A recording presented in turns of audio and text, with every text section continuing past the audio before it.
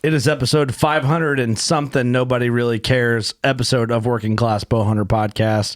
I'm your host, Kurt Geyer speaking. You got Eric Hammond, Doug Schmidt, Austin Chandler. We have a guest co-hosting. Josh Barks. Oh, I got to crank your mic up. It's being silent. And we have guest of the week. Guest of the week, Lee Herr. Thanks for being here. so guest of the hour, maybe. Yeah. Well, I mean, it would be the hour and the week, probably. I got to work on that. I've been meaning to work on mic 6, which is what Josh is on for a long time. It's quiet. Talk into that, sweet baby. What do you want me to say? Wow, it sounds nice and low here. Whatever you want to hear, I'll tell it to you. Oh, baby. Seductive. God damn. It's that voice, man. He's got the voice. We'll crank it up. It'll get going here. We'll figure it out here. Working Class Boner, here we are, as you heard from the intro. If you couldn't figure out what podcast you're listening to from our intro, there's no help for you in this world, and you might as well just lay down somewhere and everyone will forget about you. That's kind of where we're at. God damn. How many times more do you need to hear our name before you listen to a podcast? It's a little excessive. Well, I think at this point they should know what they're listening to. Yeah, but there's first-time listeners all the time. That's true. You know, once you hear the intro and then I'm like, welcome to the Working Class. I shouldn't really have to say like, welcome to the Working Class No, you shouldn't. Podcast, but it feels necessary from like a host standpoint, right? What do you guys think? You guys are... Sets it off. Okay. Yeah. I like the intro. Love it. Okay, well, I appreciate that. my jam. We'll leave it for you. Perfect. you Sounds like good. it? I do. I do like it. If you didn't notice me mouthing every single word. I did notice that. I appreciated that. And Lee, we just did a Working Class on Deercast podcast episode, which one of my favorite ones, honestly. Like, I really enjoyed it. The buck story was great, and we're going to cover a little bit of that. But we covered some of the stories in that podcast a little more in detail on that one specific deer than we're going to talk about in this podcast. And I don't know if they're both going to launch the same week or opposite weeks. It'll seem obvious when this comes out, but that's what's going on in real time in my head right now. So if you want to hear more about this giant deer in detail, check out that episode on Deercast. Please interact with us on Deercast. Get on there, like, comment, just engage with us. You know, we better talk about this. We have a podcast coming up on Deercast that we're going to do just the WCB crew, and we're doing a Q&A that's only going to be on Deercast. So we're only taking questions from comments in Deercast, and it's going to be completely Deercast related. So it'll be a ask us anything, but Deercast focused only. So more specific stuff. We're going to try, Clint's going to try and be in studio for that. Austin will be in on that one. We're going to try and get Ross in. So as far as WCB is concerned for whitetail mines, we're going to try and get everybody involved on there. So How are we going to do that? We're going to make a post on Deercast, says drop your questions here, or how's that going to go? that's the goal. Okay. I'll just have to So get everyone Josh knows. Sparks over there to be like, yeah, we'll do that. Do that. So we'll figure that out. We know a guy. Yeah. So anyway, that's the plan there. So be in Deercast, support us there, support Deercast, a community of hunters that need to be supported. Lee talks about in that podcast basically why you use it, Yep.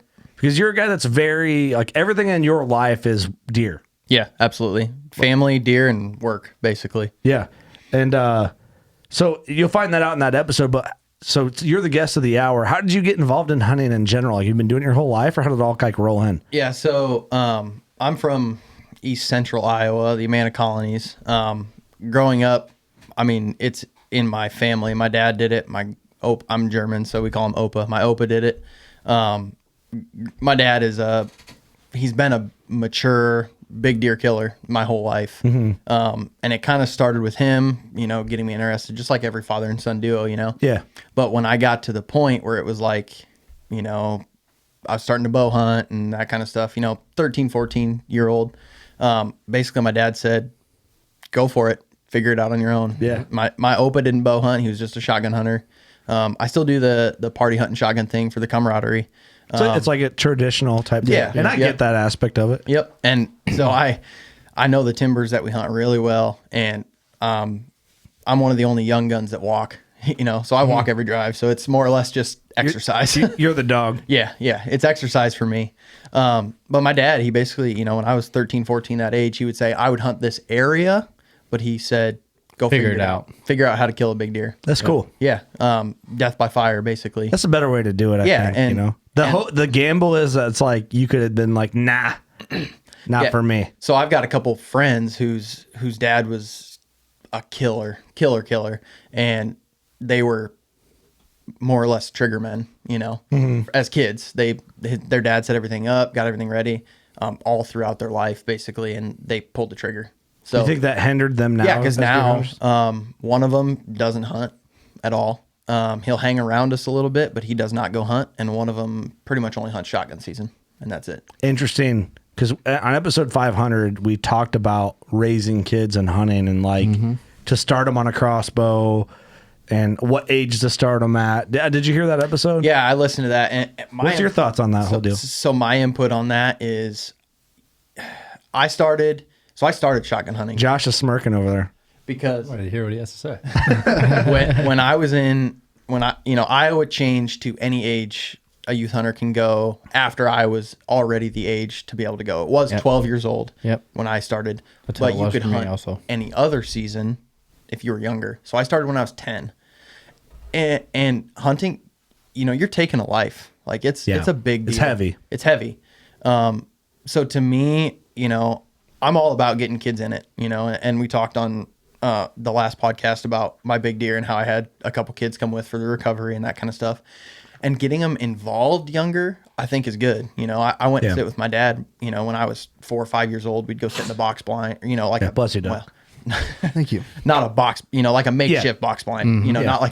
not the muddies that are out there today. Yeah. And I'd sit with him while he hunted, and we'd go and I'd shoot squirrels, or we'd go sit in the bad spots where he wasn't going to kill a deer. Yeah. but he'd take me. You're killing shed antler eaters. and Yeah, stuff. exactly. Yeah. Actually, exactly. Shed rats. Shed rats, and yep. tree rats. Tree rats. Yeah. So getting them involved young, I think, is great. The post-kill process, like what you did, is probably a pretty good move. Yep. Because I said I had them watch me gut it, and one of them was kind of squeamish, so he kind of backed away, and I was like, that's fine. Respectful, it's yeah. part of You're it. not like, get in here, Yeah, you pussy. Which it wasn't my kid; it was a neighbor's kid. But yeah, your kid's a bitch. Take a bite out of this Hey, heart. Take Yeah. out that heart, pussy. bite the apex and put the blood under your eyes, Yeah. just like everybody. Get this kid out of here. No, that's not cool. But it's cool of you to like bring them along Yeah. because gutting a deer is not, you're not cutting open the guts like some of those kids probably think you do. Yep. Right. And for me, getting them involved at the younger age, like my dad did, 4, 5, 6, taking them with that's what I'm all about. I've got a 1-year-old son and a 7-year-old stepdaughter. To me, I think once I hit that 10-year-old age, is when I will start. See, that's when I got into it, and I don't know what the law is in Illinois. Maybe it was illegal. I don't know. I'm sure it was. I was with my dad, but I was old enough to get it.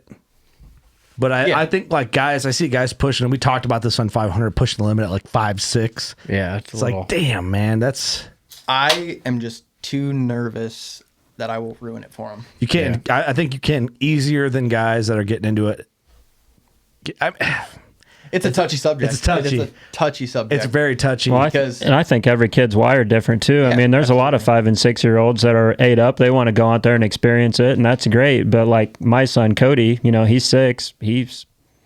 I get him out to turkey hunt maybe once a year, and other than that, he doesn't have much interest in the deer. So I'm not going to push it on him. Yeah, and He'll you come see around, videos. though, dude. He'll come around. Well, I don't want to ruin him at the Right. age of 6. Like I'm going to let him watch me do my thing, and eventually he'll be like, "Man, I want to go out and do that with you." yeah, I think that's what'll happen. Yeah. And you see videos of of dads that take their kids out at 5 turkey hunting with full loads, and they shoot the turkey, and they're like, "Yeah, cool, Yeah. man." Yeah. But I don't know. Not every kid's wired that way. Yeah. Absolutely. And I was scared to shoot when I first got my shotgun, dude. I was 8, 9, and I started hunting when I was 10. I wouldn't shoot the shotgun. I was scared of the kick. Yeah, exactly. And my dad's like yelling at me, like just for like sure. old school type dad. Yeah. You pussy! I bought this gun for you. You better shoot it. Like, what the hell did I even spend money on it for? Yep. And then it kind of was like, and then eventually I had nutted up and did it, But like that, I don't want to put that pressure on my kids.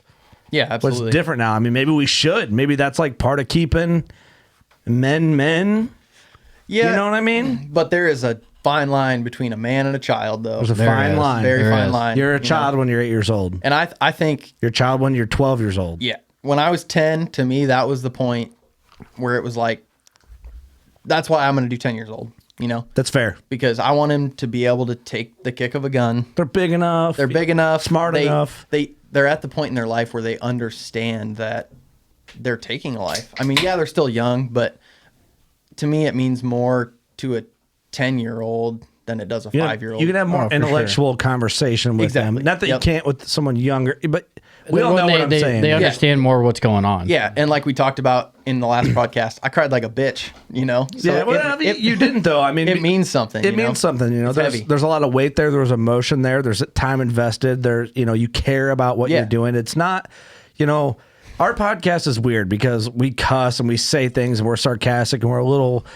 Yeah, like you're a pussy for crying. Yeah, we're like we would say that, but like we're also kidding. Like we understand the weight of. I love this. You understand the weight of like what's going on, you know, like, and we're just being real about it. Like, you know, we would never call you a bitch for actually crying over killing a 200-some inch deer. Like we understand because I would be right there with you.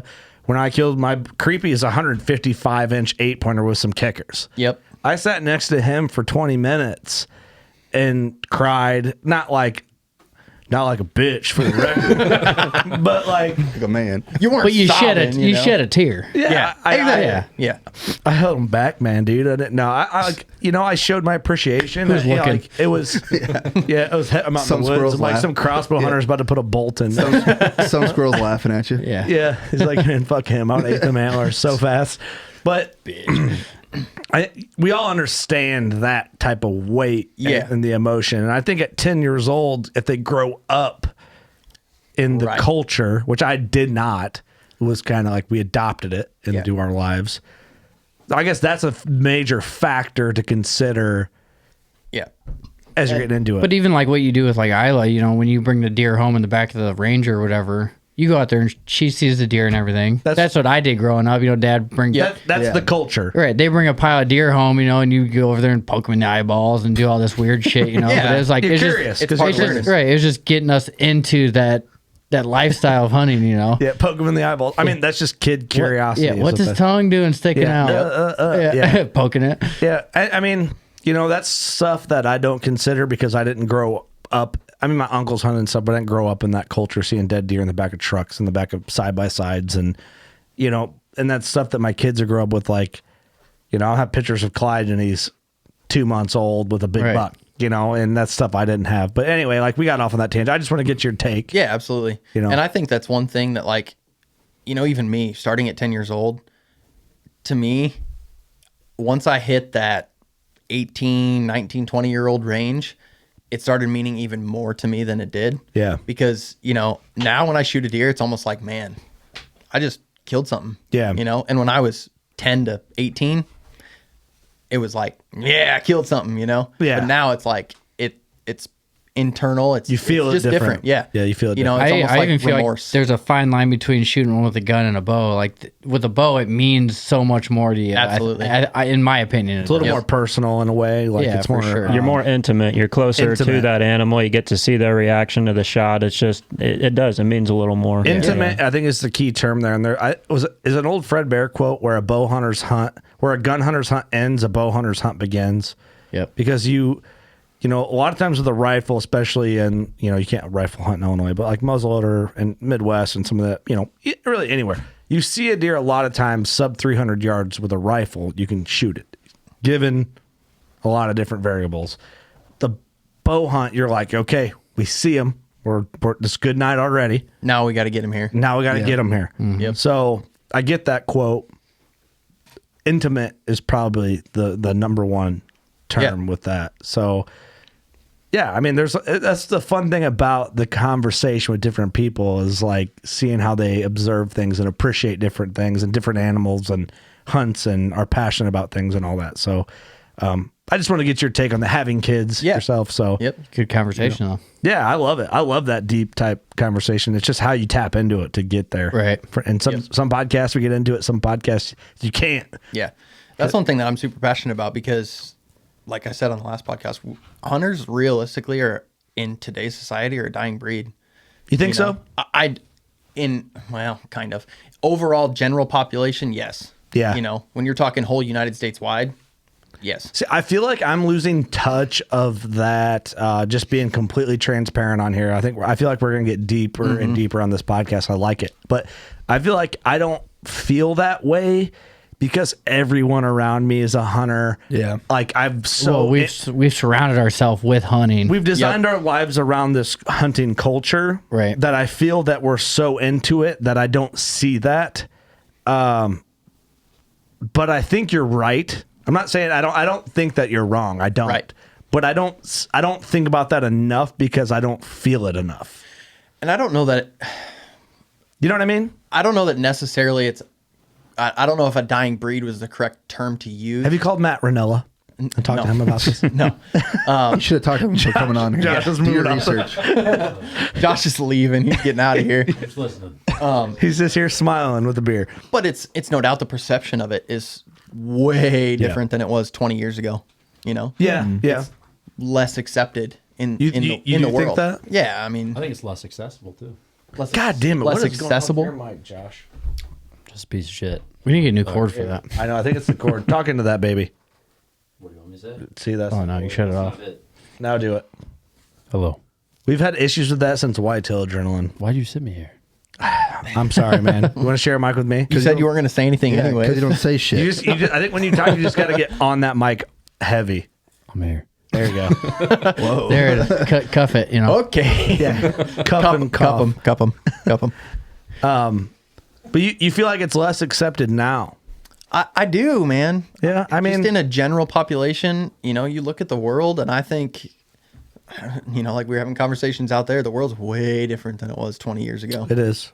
Do you, Austin, you're the oldest in here. Well, I think the non-hunters definitely scream a lot louder today than they did 20 years ago, and maybe that makes it seem like we're getting kind of boxed out. But percentage-wise, I don't know that we've really lost any hunters or we've gained any hunters. It seems, I don't know. Right. And that's what the overall general population, though, there's a lot more of those people now than there used to be, I Yeah. think. Because the internet. I was Because, gonna say I think there's different platforms. Yeah. because Which good those and people bad. are louder. That's Yeah. why, I think. There's also more platforms for hunters. You know. Yeah, So, true. Agreed. Go to Deercast. Yeah. Yeah, you got nobody bitching at you. Nice. We could have posted Austin's buck, the Leah's buck, and no one would have complained at us at Deercast. Well, you know what? You'd be They would've, surprised. We yeah. got more shit on They would've. Instagram from hunters than non-hunters. Yeah. But I feel like people in Deercast are like, you don't see arguing on Deercast. It's a community. Well, and I think, so his buck, we'll get into it, but my bow buck was a similar situation. Okay, this will be fun. Yep. And we're building we'll right get- now. we'll This get into that, conversation's yeah. getting to your season. Yeah. I guess we're adding layers to your bow hunting experience, I guess, Yep. in your journey a little bit with all this. But I find that take interesting, you know, and I'm not disagreeing with you. I'm agreeing with you more, but I'm agree to disagree. bringing up Kinda. topics for the sake of great conversation. I don't, you know, it's hard for me to talk. I want to say I don't feel like it's less accepted now in society, but everyone that I'm around knows how into hunting I am, and they're Yep. not going to fucking argue me on it. I just don't think we see it as much as Yeah, all- I mean, some we're other talking hunters every do. day. We're Right. blind to it a little bit. And, Yeah, Blind yeah. out. you know, I don't know where all you live, but this area seems more rural. It is. It's know, all this way everywhere. so- yeah. Where I live now, I mean, I butt up to the Des Moines Metro, and Josh lives in the Des Moines Metro. So, you know, I see a lot more of those nerds. Yeah, I but mean, that- I'm 30 minutes out, but Right. you see a lot more of it, you know. And the high school Yeah. I went to is right on the outskirts of Iowa City. So a lot of my friends, you know, they don't hunt. It's not what they do, you know. Yeah. And so now I see them on social media and I see their opinions, and they're more vocal about their opinions than they used to be, I think. I try to look back, like in my high school, when I was going to school, there were only, I don't know, half a dozen bow hunters in the school of 250 kids. Really? I figured you'd have a lot more. There wasn't that many back in the day, but you got to think this has been, you know, 1997, 98 when I was in high school. Jesus. But You're old. but nowadays, I think the percentage of bow hunters in high school would be quite a bit more than that, Yeah. if I had to guess. See, our high school was kind of the same. Like, there wasn't very many bow hunters, but there's a lot of shotgun hunters. Yep. And I You would know, say yeah. mine's flip flop of him. I would say the I'd agree. percentage of deer hunters, because the urban has creeped into where I went to high school a lot more. Yeah. I would say the percentage of farm kids, hunters, that go there now is less than it was when I was That's there. how my high school is. Yep. See, my perspective is a little. I mean, So I have opposite. Like my perspective when I was in high school, I felt very isolated. Like I did too. I was, we went to similar type culture high schools. Like I just didn't talk about hunting to anyone in high school. well, I did. I was like when I had MySpace. This is You're dating yourself. Zanga. yeah, but we're all there. Like, was your right? song? You want to know You want to know what my name was on MySpace? Oh. This Absolutely. is, dude. Everyone that was anti-hunting in high school knew me for my MySpace name. I'm gonna guess it. Hear it. You'll never guess it. BMX. It's a phrase. oh, it's like whitetail BMXer. You know how you had like, if I remember MySpace right, you had your name, but then you had like a thing next to your name. You could write out something. Mine was eat meat, drink milk, be normal. And everyone, like, dude, there was this group of vegan bitches that knew me because of it. And every time they would just give me the finger. But I was a BMX kid with gauges and long hair. And I had like a Hoyt bow hunting. Like, dude, Hoyt put out this shirt in the fucking late 2000s. And it had 3 bucks on it. It was just like a fucking montage of 3 deer majestically, like, cartoon type drawn, but realistic enough. And I rocked that shirt for years. Every day. I wore it like it was a band t-shirt. And dude, oh man, they hated me. Man, so coming from my background, I fucking love that. Yeah. So eat meat, drink milk, and be normal. That was my MySpace thing. And man, was it That should be on his shocking. fucking license plate next week. That's the next apparel. Piss Yeah, a lot of that's That's a people new off shirt. today. That's a new shirt coming. Dude, Yeah. that pissed a lot of people off then, but like there was some shotgun hunters, but I was the only like hardcore bow hunter that I knew in my high school of, my class had 600 kids in it and, Woof. so enough kids there. That's huge. It's a city and it's one of the big quad city high schools, Yep. Mine was the second biggest high school in Iowa, Where'd you go? Downport West. Oh, yeah. Yeah, and I think yours is bigger than mine, It was probably. huge. I seen some shit. Yeah, I graduated with 100. I graduated with 111. Yeah, like you went to prison. Basically was hard out here. Spit old fashioned. Is that the first person to spit in the studio? I know Austin was the first person to spill, but Sorry, whoever got any old fashioned on them, but Some shit. see, and that's crazy to me because I did some time. 4 years. I was 111 in my graduating class, and now my school's at like, I don't know, 250 probably. that's probably like a decent sized high school, right? Where Yeah, you're from? we were 3A. Yeah, and it was Whatever that means. Yeah. I have no fucking idea what our high school was. Yeah. Well, We I'm were telling you, he was multicultural. 4 or 5A. That's big. Okay, we're multicultural where I went. So what's up? We were very multicultural. We also had Kelowna, Illinois. You ever done meth? What's up? I'm sure it was around. It was one time, okay? I never did. I seen it in Kelowna. Peer pressure, man. But yeah, I mean, anyway, I felt it then, but I don't feel it now. But it's because who you're around. surrounded by, Yep. But whatever. I don't. Interesting stuff. Either way, That took a turn real fast. I love it. Though. That's the best part about podcasting, man. We're just having conversation. Absolutely. So growing up and hunting, I mean, did you find a point where, like, did you hit a certain age where it clicked for you with like bigger deer? Like, did you have a moment where you're like, oh, here it is?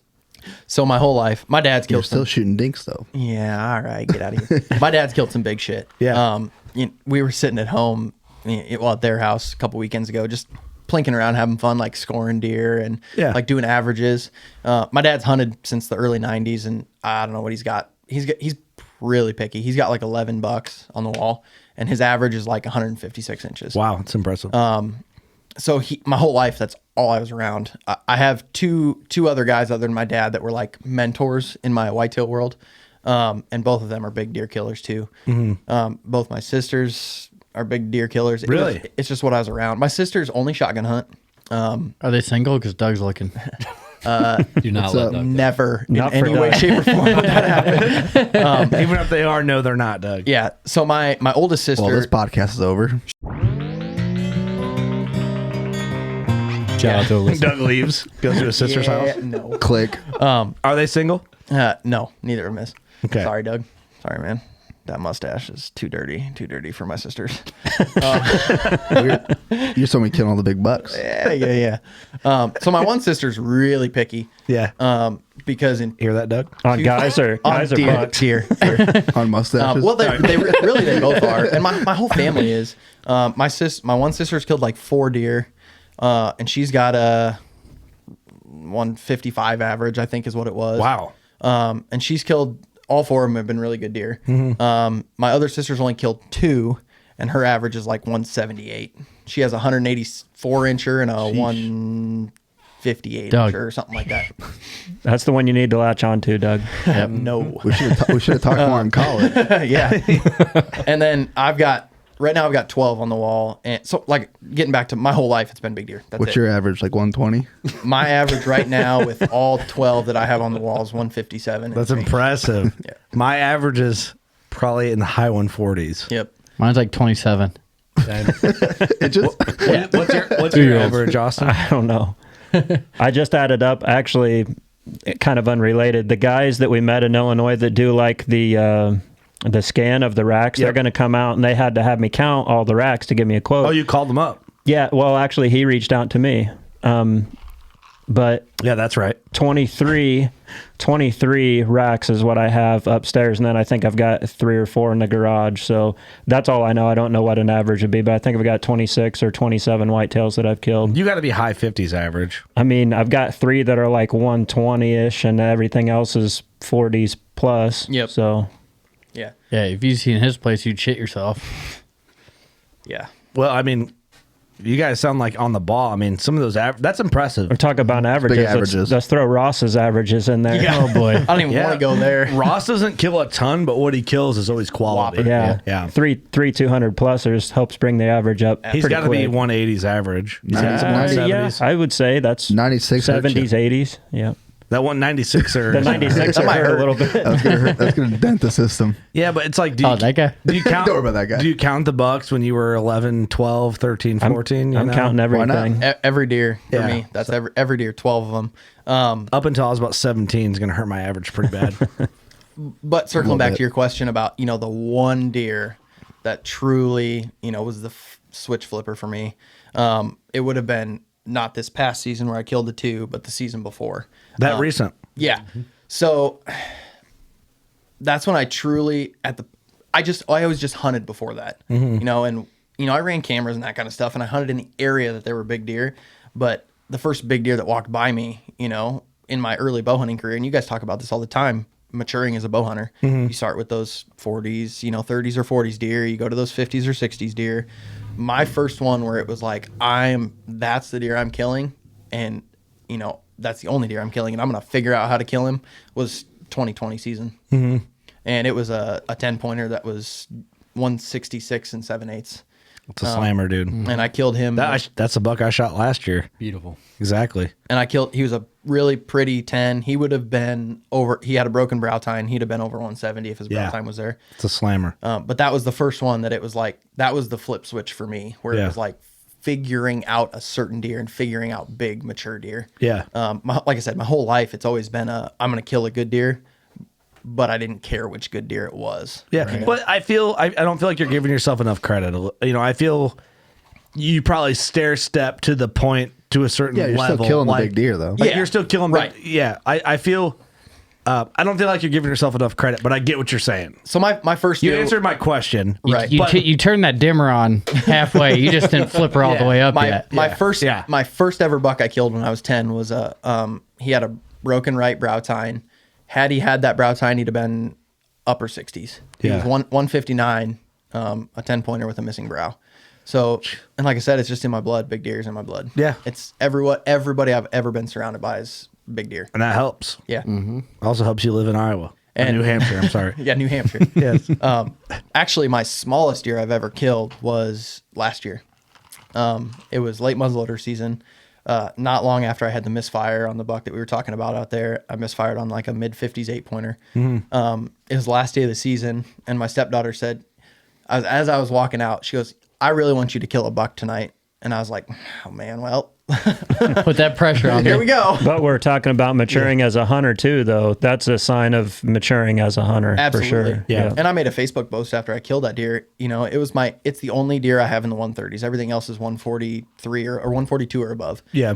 And it walked out the last 10 minutes of light, and it was like I don't think it was a mature deer. I think it was a 3-year-old. You know, Score didn't matter on that one. in that one, and I don't think that you always have to kill a giant Right.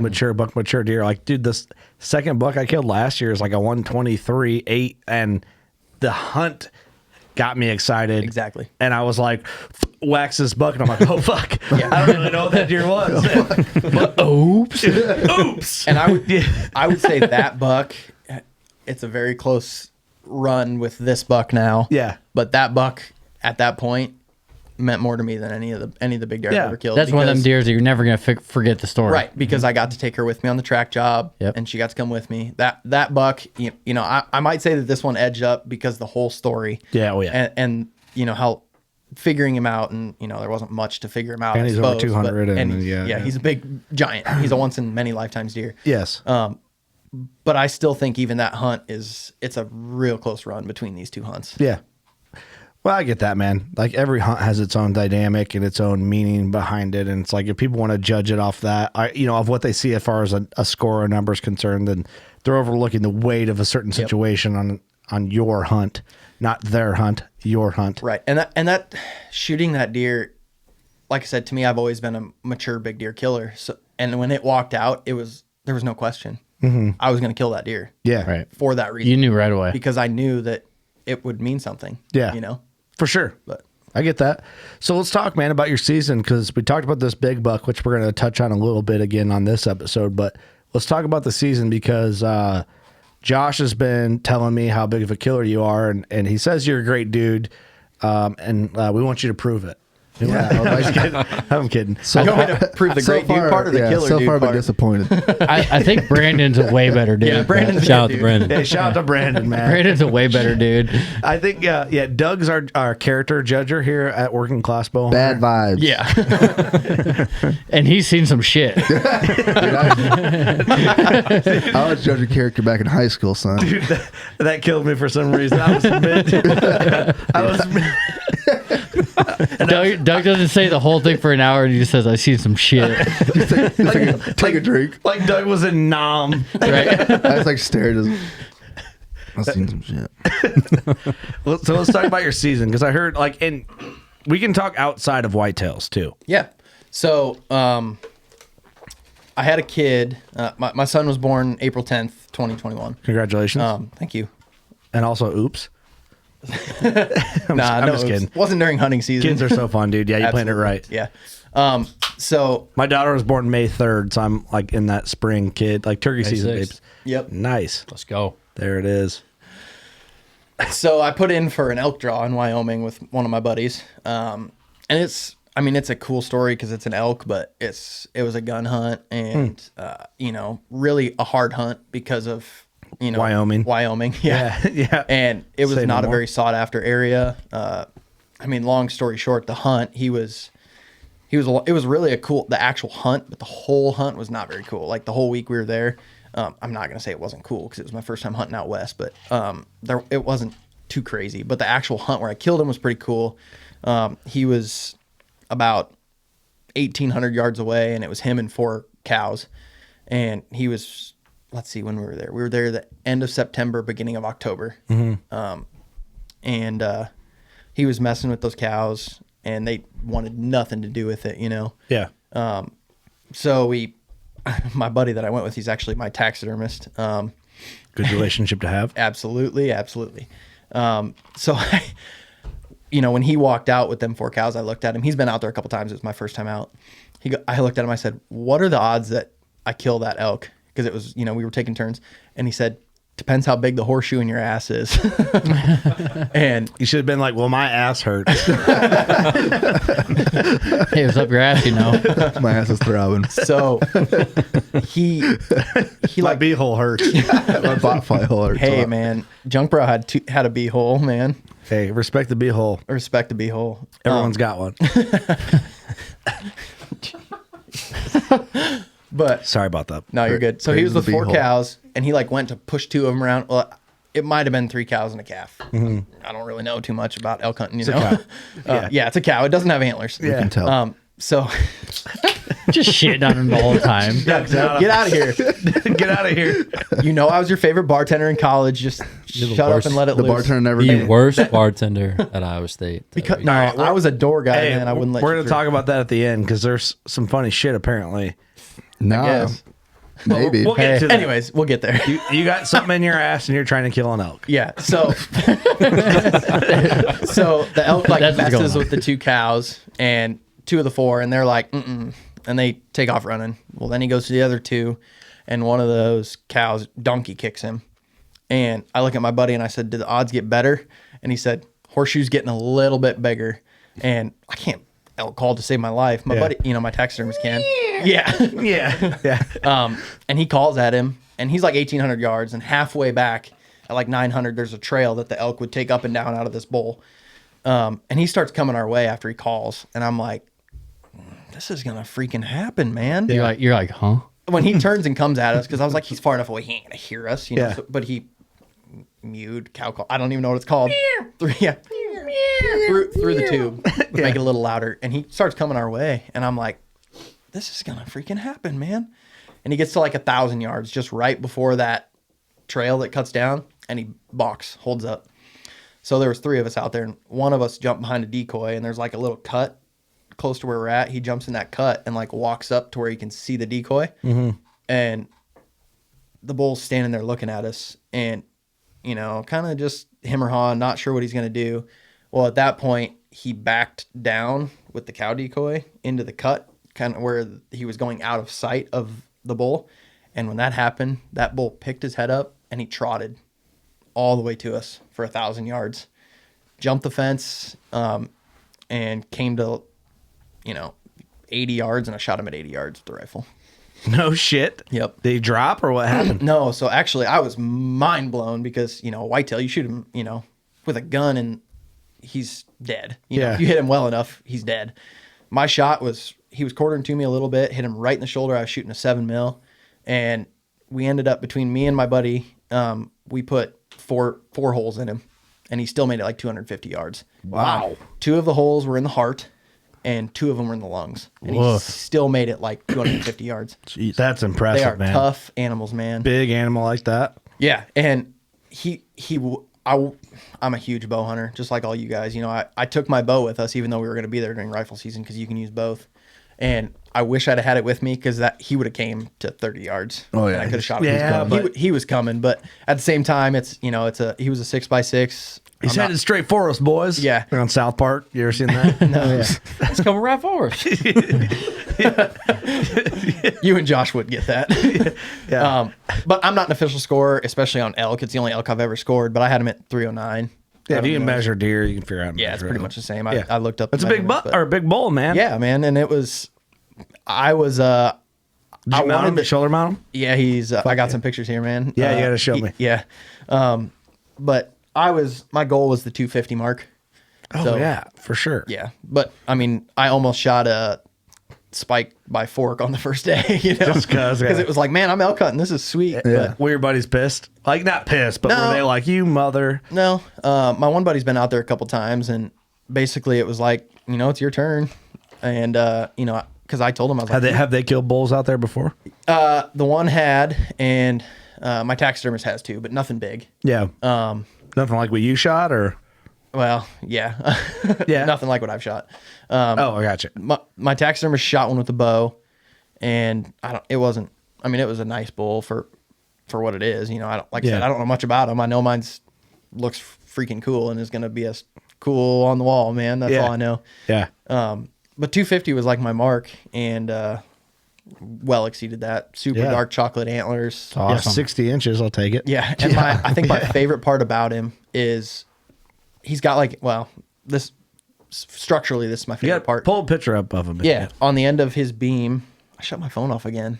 You shut off? Yeah, because I didn't know if it messes with. Man, respect. stuff. No, you just got to put it on airplane mode. Oh, cool. Real. Hey, man. Unreal. Trying to do good by the podcast. Yeah. Unreal. On his right antler, he's got like an acorn. You know how deer will get Yeah. the acorns? Yeah. Peckerhorn. Yeah, sure. Yeah, I guess I've never. My heard dad of always that. called them peckerhorns. Oh yeah. But he's got one of those on his right side. But my favorite part about the rack is the smell. like even still when you hold it up, it smells like a cedar tree. Oh, really? From rubbing on the trees, yeah. That's pretty cool. Yeah. Take that, Doug. You bitch. This is Not impressed. this is a picture of him hanging at the taxidermist. A little aggressive on the phone slide, but we'll. Might as well look. Oh, hell yeah, dude. Yeah. You're easy. Oh, he does have a pecker horn. Yep. Pecker horns and bee holes. Pecker horns and pea holes, man. Man, that's awesome. Second apparel edition. Sign me up. Yeah. And it was a fun hunt, man. I bet. That's awesome. And some people, you is know, they go awesome. out there and they're like Clint, he's ate up with it, you know. That's yeah. he'd rather do that than I don't know if he'd rather do that than hunt whitetails. He but, would. but he says that, you know, sometimes. It was cool. You I know, think I want to go chase muleys over everything. right. Josh is shaking his head. There's something about an elk bugle. I mean, I've never gone out to hunt, but You never killed an elk? I'm not. No, I went out. He's got to some video long in tines. Montana. Yeah. I picture you as a guy who's like killed like a handful of elk. No, I wish. Maybe someday. Get Mark on that. Mark, you listening? Mark, book it up, buddy. Book it up. Help. Man, I don't care if I'm behind a weapon or a camera. Experience is what I'm about. You know, Montana, listening to that elk the first time, like turkey hunters. Who's a turkey hunter? Oh, yeah. Dude, none of you guys. Exactly. You don't turkey hunt? Dude, No, I'm with Eric, man. Doug's a turkey hunter. listening to Austin's the a first turkey. full bugle, dude, There's a lot of it's infectious. similarities It's between infectious. turkeys and elk. Yep. Dude, no, it was seeing him kill one obviously made me want to go out there, but it doesn't matter what it takes to get back to the elk mountain. That's something I'm very interested in. I like that. And I want to go back at some point because I want to kill him with the bow. You know, I want to be in the dark timber, In the shit. in the shit, having them right in my fucking face, 20, screaming 15 at me. yards beetling in your face. Austin and I are supposed to go to Wyoming this fall if we draw. I think we're going to draw. I think the odds are pretty high that we're going to. It's weird because that hunt, we're like not even that stoked for it because we got this big African safari coming up a month ahead of it. But I know. as soon as we get back, we're going to be like, shit, But we got to go on another one now. Once we get our arrows built, which is going to be soon, I mean, all of us, and we start the animals we're going to trying to shoot in Africa are the size of elk. Yeah. Yeah. So the training like we're training for a fight is what's going to turn into here, and we'll be ready. Mm-hmm. So, And I would say that elk hunt made me a better archery shot deer hunter. Because, you know, I was told by my taxidermist, Dylan Crawl, you got to be able to shoot 60, 70, 80 yards pretty comfortably. You know, you might have to shoot one that far. So my practice regiment was, you know, when Yeah. strictly for whitetail, me before my elk hunt, I was not shooting over 40 yards, yeah. you know? But you go out west, it changes. Yeah, you have to. I mean, Like, people don't like to hear it, and especially if people get weird on long range shots. If you can't feel confident 80, 90, 100, your shot opportunity dwindles. yep.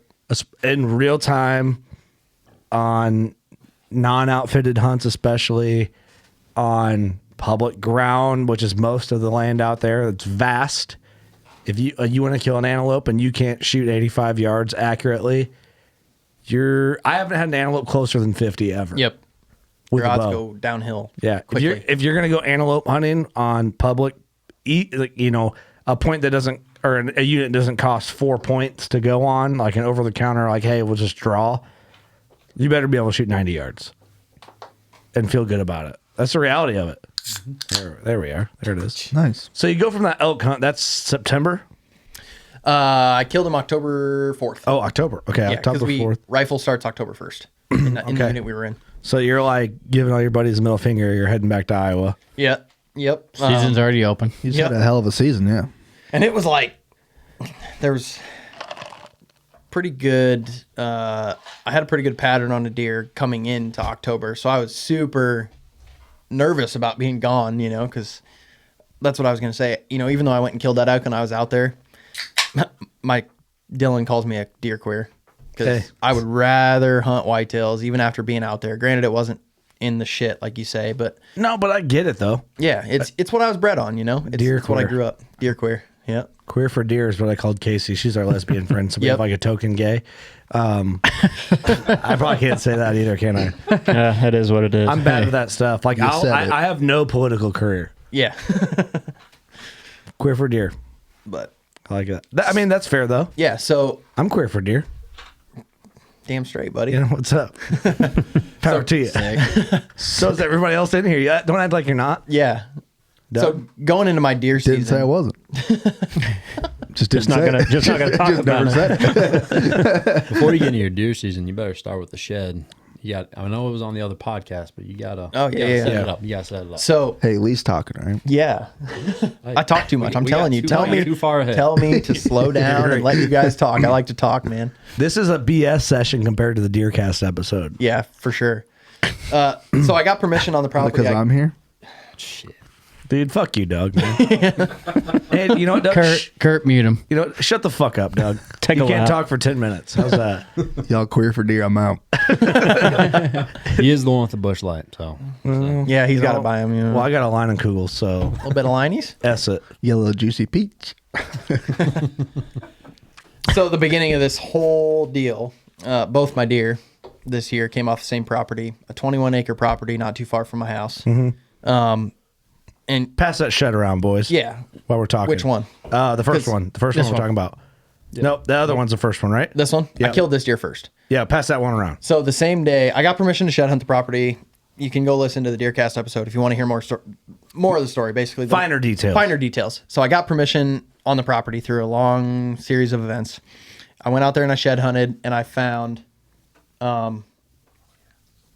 junk browse side first and lost my shit because it's I a could imagine. freaking whopper antler, Yeah. you know? Understandably so. And Holy then shit. I'm walking back, and this shed's not impressive, but from a long ways, I could see that it was a little bit heavier, and I thought it was his other side. And I was on the phone with one of my buddies, and I was like, "Holy fuck!" I found his other side. Yeah, yeah. Ended up finding that. Got permission to bow hunt the property, and with junk brow, thinking that he was in the area. I talked about this on the other one, but I was November 10th is when I decided that I was going to shoot a different deer had I the opportunity. Yeah.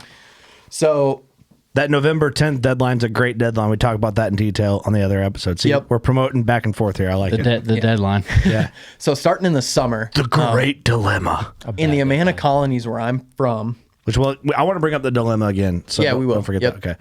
in the Amana Colonies where I'm from, it's a corporation essentially, and they own a bunch of ground and they farm it themselves.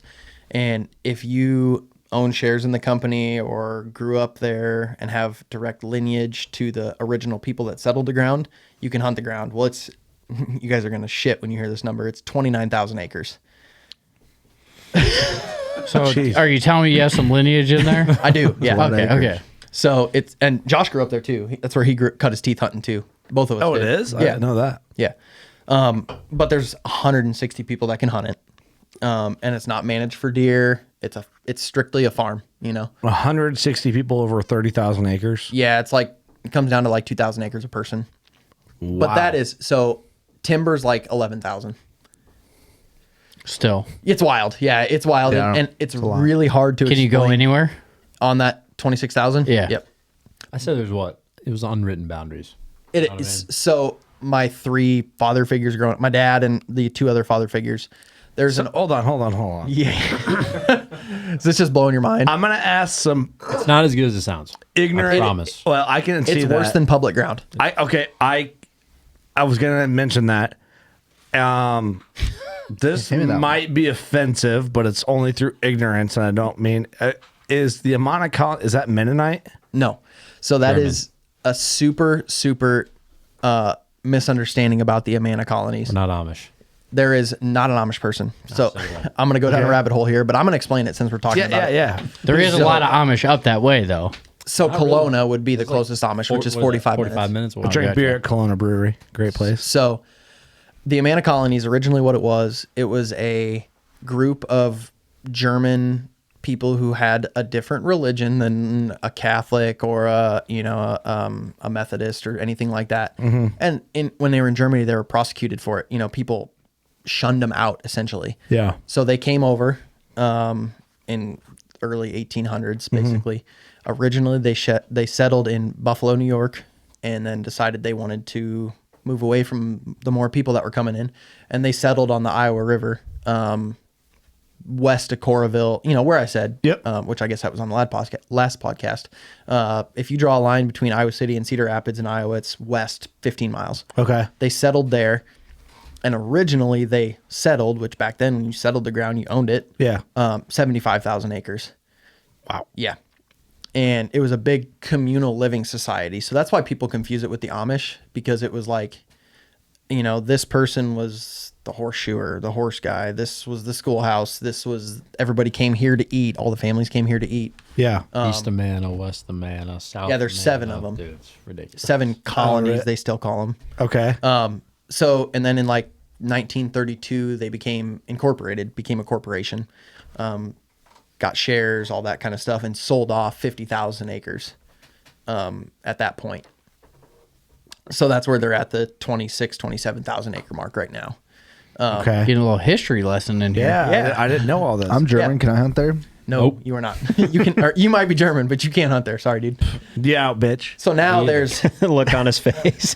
There's this thing on my face. Just blank. there's a Piece of there's a shit. couple ways you can hunt there. You can live in the Amana Colonies, and it's a So we just got to move there. it's a clusterfuck, really. So if you live in the Amana Colonies, but you don't own shares in the corporation, you have to be accompanied within 100 yards by somebody who does. Huh? Yeah, it's That's a clusterfuck and a half. it's a clusterfuck. So you have to live near somebody with. No, not live. You Hunt. like hunting.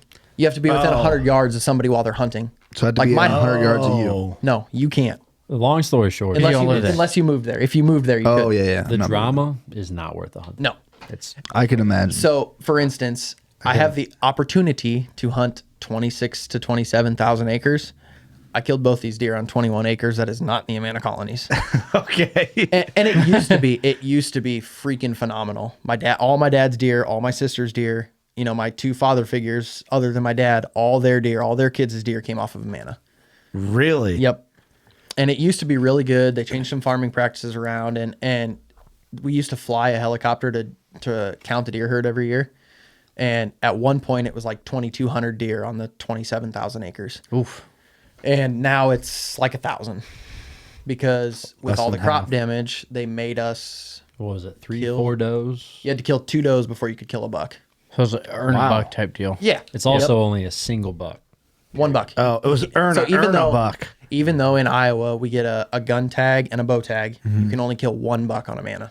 Doesn't matter. You can go kill your other one somewhere else. Yep.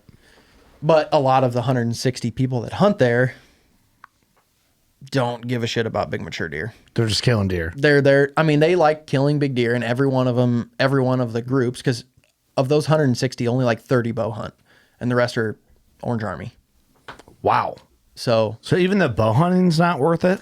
the quality of deer, it used to be like back in the early or late 90s, early 2000s, there used to be big shit killed every year. I mean, among everybody during shotgun season, there'd be not a 200, but there'd be a 180s, 190s killed every year. 5 to 8 170s killed, a shitload of 160s killed. And, a lot of that God, the changed. numbers, man. Dude, it's wild. It's fucking wild. And that's all gone. So 2 years ago when I killed... It's cool you can talk about it because no one can just go there unless Yeah. they have Yeah. they're in this cult of whatever it is. See, and that's funny you say that. I mean, because a lot of people view it that way. I mean, because it's that way. Is it not? We both moved Yes away. and no. We both Yes moved and away, You guys got out. Yeah. I'm not gonna say it's a cult. What still hunt there if what you I'm leave? saying, I knowingly know it's abrasive. Yeah, Cultish. absolutely. It's cultish. Cultish. And it's Got a cool vibe to the it. percentage of people. Hey, he's seen some shit, remember? He's seen some shit. The percentage of people Doug that used to be live Yo, Doug, there, beer I wouldn't drink that juice. it's maybe 10% of the people that live there that hunt. Really? Yep. And it's just wild. So where all this was heading, I love it. I mean, Was- I got a history lesson and learned some shit. I run a shitload of trail cameras because, with our unknown borders, there's 1 acre, 1 section and 2 sections of timber that I'm not majority, but that's where I spend my time hunting on Amana. There's like, I don't know, 12 or 13 different timbers, I would say. I hunt 2 of them. One of my buddy hunts 2 of them. One of the other guys hunts 2 of them. So they're spread out over like a span? Yeah, it's like, so there's a road that circles the whole Amana Colonies, and it's 11 miles on the road. Oh, really? Yep. Damn. So basically there's an unwritten rule I did the same thing. I burped into the mic while you burped away from the mic. that you don't fuck with the other person's spot. Okay. It's an unwritten rule, basically, and it started way back with my dad's group, and even Good before cult, then. Good cult rule to have.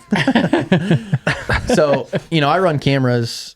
I run. Follow the cult rules. Am I going to get shit for calling that a cult? No, because you're not. I mean, No, the because guys that are going to give you shit are sitting right here. Hardly anybody even knows what Amana is. It's not a cult.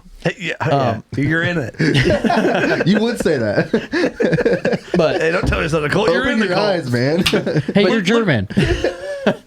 between my Schnitzel. hey, I speak German. Don't even go there, homeboy. Sorry. What's Geyer mean in German? I don't know. Saint. Bird or vulture, I think. I'm straight German. I got 2 N's on the end of my name. That's German for sure. Yep. I think yours So, like small. Do you really penis. speak German? He's pretty good. Mildly. Well, hear you it said you real speak quick. German. I can Throw something I at can me. carry on a conversation. That's pretty impressive for not being anywhere near Germany. Just say something. Yeah. So Amana, there's. What do you want me to say? Just man? say something in German. That is the question that Just I hate say that's the a big fucking buck. most. Say I like to hunt deer. Say it's a big buck. Das ist ein großen Hirsch. Hirsch, not Hirsch, but That's nice.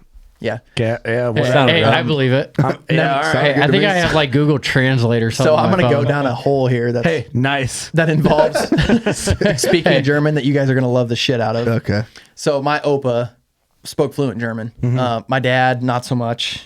I can carry on a conversation. I'm not good by Yeah, any means. that's impressive. So I took German in high school to expand on it. And my dad, growing up in Amana, everybody around him spoke German. Well, my German teacher was from Germany. She was this little old lady. Frau Serio was her name. Frau is Miss in German. My dad goes, hey, sometime when you're at school, ask Frau what Nem nuna dein Hoses so it kann mit dein Loch spielen means, and see what she says. And I'm like, all right. And we're in class, and I go, Frau, hey, I got a question for you. She's like, yeah, what's that? And I said, my dad told me to ask you this and ask what it means. And I said it, and she goes, Lee, go to the hall right now. And I'm like, what? 'Cause you had no idea what it meant. I had no right? idea what it meant. I was like a second-year German student, and at that point, a lot of those words I didn't know. And she takes me out to the hallway, and she's like, you can never say that again. And I'm like, why? What's it mean? She goes, it means lower your pants so I can play with your hole. I was like, thanks, Dad. Setting me up for a good one there, Your man. dad did you dirty. That's amazing. Hey, Brandon was a good guy, but your old man, he's a straight shooter right there. Shit. So did she? Absolutely not. Absolutely not. Oh, Frau. She was 75 years old. Oh, Frau. Come on, Frau. Probably made her life. Holy rabbit hole, boys. Yeah, let's Interesting Anyways, stuff. so That long was- story that's short. a lesson, though. I say botthole. I run a shitload of cameras because I cover a lot of ground. Love your transition. Yeah. back to I it. just hard transition. that. Jesus. skip the part where you spooked my buck, but that's cool. Let's talk about it. Nah. Nah, we it's can the talk one about- time no. we've hunted together. It is the one time The I've ever run a singular camera time. with him, and probably the only time we've ever hunted together, really. No, like in the real. same tree. 100%. So he hunted Amana, and he goes, "Hey, can you come film me?" And I was like, "Yeah, sure." I've run a camera for a guy before, and we're in the stand. The buck that we went in there to kill. You should probably take this story over because you'll tell it a hell of a lot better than I will. Well, it's pretty simple. I was Get like, on your hey, mic there, Josh. I'm sorry, buddy. You're good. good? You're good This on is it. it? Yeah, All right. there you go, right there. Pretty simple. I was like, hey, man, you're here. You're home. All right, let's go. It was late season muzzleloader. And I was like, I know you have some camera experience. You want to come with, whatever. Because, let's preface this with him and I hated each other growing up. Yep. Bad. I love And that. now we're best friends. Yeah, no, hated each other. Why? What happened? He was a year older than me. And he was kind of a douchebag. That's it. So, Doug, do you think? We got into a fight. At no, we got like- into a fight at a birthday party There's one some- time. literally, I've There's gotten something more in there. one There was fight in my sex. life. It was with him. Really? There It was was, sex. it was over a freaking touch football game. So did you whip his ass or what? I don't know. We both got in trouble. Is all Yeah, we both got detention. At it was school literally because it happened outside of school, so that makes Yeah. sense. Yeah, right. Yeah, perfect. back to the hunt. I was like, yeah. So we go hunt. We hang and hunt. It was a terrible idea in the first place. It was cold as shit. And I was like, holy fuck, there he is. And he was walking, and I was like, he's out of range. I'm like, I'm going to snort wheeze at him. You ready? Are you on him? In January, Yeah. I'm going to snort wheeze. Get him in here. I'm like, all right, cool. I got nothing. Let him have Fuck it. Give her the Do beans. it. He fucking starts coming. I'm like, holy shit, he's coming. Are you good? And he's like, yeah. I'm like, oh, let's fucking do it. 40 in closing, and I just hear, I coughed. I was I like, coughed. fucking just ran away. Yeah. I was like, oh. He was coming in and I go, Josh, I got a tickle in my throat. I cannot get out. And he goes, do not cough. Do not. I'm like, dude, I can't keep it. I can't hold it in. And all of a sudden I like turned and tucked my head and just, and the deer was like, That's all it took. right at us and turned and ran away. Yeah, that buck's heard it. That buck looked at him and goes, "You 30." Dude, that buck heard 160 cult members cough at him all season long, and he had enough. That was the last cough he was hearing from somebody in the cult. Yeah. And he was out of there. The buck turned away. You're a cult. It's pretty damn It's crazy. a cult. Give it up. Get out while you can. The hunting's not worth the cult. That's crazy to think it's the only time we've ever hunted together. I know, man. The one time, last time. Seriously, Yeah. like, I To be wouldn't honest invite with you, him back man, either. I really would have expected 2 cult members and hunt a lot more together. You know? man, thank God weird. we're friends. Let's get away from the Amana conversation here. Dark hole. Small bucks, spook bucks. So I'm out. you kill an elk, you're in a cult, and let's So I run a lot of cameras. This is like the 4th time I've said this now. Wait, do you- wait. cameras. Hold on. Do you run Time trail out. cameras? Do you run cameras? I run like 40. Okay, 40 cameras. okay. On cult ground, and then when I'm not on cult ground, I run a lot of cameras. That's between all my places I have to hunt. Yeah. In general. And every year You're non-cold ground. on Amana, I would say I've What's the got. percentage? Dude, I'm just gonna keep talking. Let you guys bullshit around. Power Man, through. we have got to get away from that. Yeah. The Anyways, okay, so I run all these cameras. Power through. Every year I have 10 or so mature bucks on camera that are 140 plus. Yeah. And You call them this- coal bucks. Oh, it's here. Almost got you there. Chicago. Everybody shut the fuck up and let Lee talk for a little bit. So, and every year they all, a lot of them get killed from people. But this last year, the reason I didn't hunt there much, other than the fact that I had a freaking mega giant to hunt and a lot of other nice deer, EHD hit us for the first time. Hard. Common and high dense deer population areas. Right. But I would not say in Amana, the density is very high. Wasn't very high coming into this year. Well, their compared to population normal. got cut in half Right. from what you guys were saying. Yeah. Makes sense. They drank the juice. And Continually. You can do it this. was the first, like I said, it's the first time it's truly hit us hard. We've had a few, find a few by water here and there, but it was like a mass kill. I mean, I had going into the season, I had 11 bucks on Amana that I was like, if they come by, I'll shoot them, And once the season started, one of them was alive. Holy shit. Oh, One. wow. And so that's where this whole story started, because I had one good deer that I had a pattern on going into October. And I didn't, was hesitant about going on the elk hunt because I had that deer and he was predictable. fucked. He was fucked. And he died like right before, I guess he quit showing up on my cameras. And somebody found him dead a couple weeks later, like the day before I left on my hunt. Yeah, so I got way off track there because all the cult stuff. I can't remember what we were talking about. Go back. You found the shed. Okay, yeah, I found the shed. there you go. Thanks, Josh. That cold conversation was very necessary. Yeah. Necessary. What's that, Josh? That's part of our lives we left behind. Yeah. I mean, I didn't leave behind. I still hunt there. Hey, you can leave a cult, but still go back for the ladies. That's hearsay. Allegedly. I was So- at a cult once. Going into the season, I was going to kill Junk Brow in my mind. That was the deer I was hunting. Yeah. And we talked about this on the other podcast, but long story short, I came up with a I hard can see date why. of November 10th. Well, you could see why I Yeah, wanted why to did kill you him. want to kill him? You say you want you to go in a little more depth about that, though. I mean, I think it's important to talk about because there's a little bit of education there. About the I would- cutoff date? What's that? About which The part? cutoff date? November 10th? Yep. Yeah, I think it's worthy of conversation again, and the great dilemma Okay, yeah. is also worthy because Eric left. He's going potty, but when he comes back, I want to bring up the great dilemma as a group. Okay, yeah. Because we talked about it. Well, Eric was here for the great dilemma in this Right. on the Deercast podcast. But And we can swing through the rest of the season, and then the great Yeah. dilemma can come towards the end. you you think? explain November 10th The deadline? Yeah, the deadline. Because I think I want to get Austin's take on it and Doug's take on it a little bit because I think Austin might have a hot take on that a little bit too. So my thought process was behind it was I found his shed there. He's going to show up at some point. You know, at some point that deer is going to be on that farm. on 21 acres, amazing. 21 acres. When can you hunt it? I can only hunt it during bow season. That was my agreement with the landowner. Good job, Josh. Yeah, good catch. Good catch. Just trying to like Kurt. Just trying to steer that podcast. That's right. Just whipping. Whipping shitty. Yeah, so I could only archery hunt because the landowner hunts gun seasons. Okay. His kids youth hunt. So then they have in Iowa, you can like take your youth tag over, and you can hunt any gun season with a youth tag in Iowa. So they're going to early muzzleloader hunt. So I can't hunt during early muzzleloader season, and then once the shotgun split happens, I can't hunt after that because it's shotgun straight into late muzzleloader. So I can only bow hunt.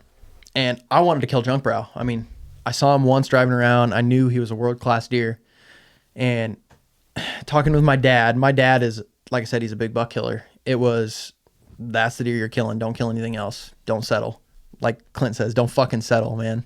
There it is. My dad CC told Hunt me, Files. Yeah, he said, don't fucking settle. That is a world-class deer. You'll never get a hunt a deer like that again in your life. And Josh is like, dude, because I had like 4 other mature shooters on this 21 acres on camera. Wild. Josh is like, you're a fucking idiot. Well, so like again, you gotta listen to Deercast podcast to like get a full sense of this. But when you found the shed, what made the property good? And all of a sudden, this 21 acres loads up with 4 to 6 4+ year old bucks. I'm like, hey, he's not a resident deer. Yeah. Also have to shout out to Brandon. Shout out to Brandon. Brandon, good guy. I knew he spent most of his year 4 miles away. Yeah. And so I'm like, I don't know if this deer lives on you. And like, you got to take a bird in the hand here.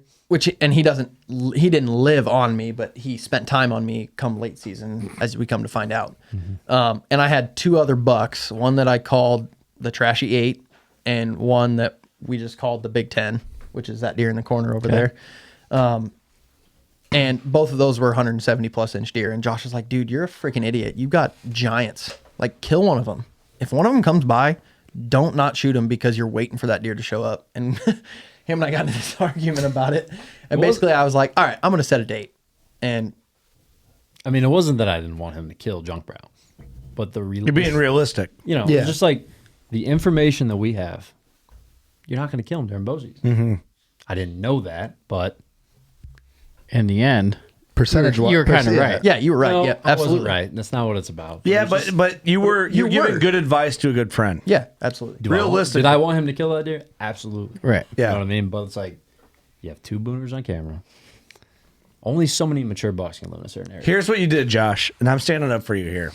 And I think I was kind of an asshole. no, honestly. I disagree. I think you were being realistic because if I would call like Austin's in my circle, big buck call guys, I would want him to tell me what you told him because that's realistic. Yeah. and that's I want you to kill a Boone and Crockett with your bow. He wasn't telling you not to kill a Boone and Crockett. Right, exactly. He wasn't saying shoot. There was one other deer that I called the Old Man 10 that was like 150 inch mature deer. He wasn't saying shoot that deer. He was saying if one of those 2 booners walks by, freaking kill it. Don't got be to. an idiot. You have Don't be to. an idiot. You got Right. to. And so, long story short, we came to the cutoff date. Me and Josh and it was more or less my cutoff date, was I was like, I'm not part of that. That's your decision. November 10th, because I thought It's your tag. if he's going to show up, it'll be before November 10th to come check does. Yep. That was my thought process. Yep, and fair. Which Fair. after I killed him, long story short, come to figure out there was another guy. So my buddy was 4 miles northwest of me, Brandon was, and then northeast of him, straight north of me, 4 miles from me, 3 miles from him. That's where Junk Brow spent the rut. So he was a freaking traveler. His area was huge. For a 7, I think 7.5. predictably 7. Teeth will come in the next month or so. We'll find out. Yeah, and that's interesting. Normally you think they shrink down. But the only thing I would say is where I live, it is crop ground. Yep. Yeah. Creek All wide draws open. and a few little patches of timber. And then as we talk in the Duray show probably played some part Played a of that. role. Yep.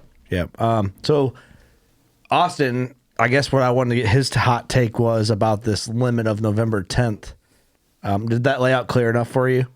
You just kind of picked November 10th in your head because you figured there you had your best chance at catching him checking does. Yeah, I figured by that point, you're going into the lockdown phase. Yeah, he's going to be locking down after that. In my mind, if he was going to show up and I was going to get the opportunity to kill him during bow season, it would have been October 25th to November 10th. Yeah, in that window. I could agree with that. And, you found a piece of the puzzle there. You found a shed on the 22 acres the year prior, so that tells you a little bit about his winter habits. He might winter there, but if you can't winter hunt him, then it's like, I would agree with what you said. But when does he show up? That was my thing. I had no idea. And Brandon, he would have pictures periodically throughout the year. It wasn't like he was every day on his farm. Mm-hmm. He's coming back checking that piece. Yeah, and he was just checking pockets of timbers. Right. Moving pockets. He wasn't getting up from bed right in front of his cameras every day. Right. I think you said a real, as we talk through it, I'm on board, Yep. So, hey, what do you do? Well, let's talk about November 10th. Like, what else happened? November 10th comes along, and my number one deer that I knew about was the Trashy 8, because he was just cool. He was a 152 3-inch mainframe 8 with a bunch of junk. Big 8. The neighbor ended up killing him the day after I killed. And so November 10th, I go in, I climb in the stand, and it's one of those days that, Deercast said, great, and went and got in the stand with not a lot of time left. I get to the stand. I don't have very good cell service. 45 minutes before I get in the stand, the Trashy 8 walked by. And I'm like, motherfucker. And I figured... MRI. The shitty thing about cell cams. Yep. Shitty thing about cell cams. You called me like, you know too much sometimes. Yeah. So my thought process was, I'm not a huge... in my younger career, I rattled all the freaking time. Just like a lot of people. It's cool to see two-year-olds come blowing in. So my thought process was, there's a chance he's close enough he'll hear me. It was only 45 minutes. There's a chance he's only a couple hundred yards away. Never know. So I freaking beat the horns loud, hard to get him to come in. Set the horns down. About 10 minutes goes by, and I hear something. So I'm on the south side of that creek that separates the property, and I hear something on the north side coming over, and I glance back, and it's the Big Ten. And Josh and I had the conversation a lot of times that I'm not passing him because I think he's a 4-year-old. I think he was a 4-year-old. Yeah. And it's just... Would your neighbor pass him? No, my neighbor was going to kill him. Oh, dude, who wouldn't kill that deer?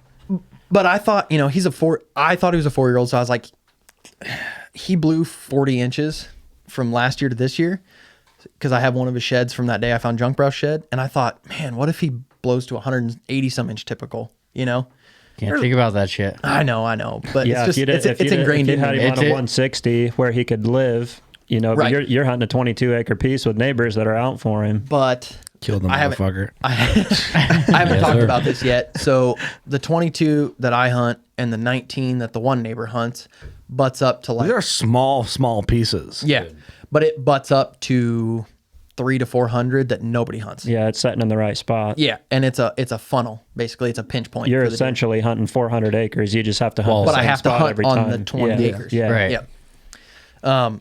So my thought process was, he's probably gonna, if the neighbor doesn't kill him, or the landowner late season doesn't kill him, he's gonna live. There's nobody else around that hunts.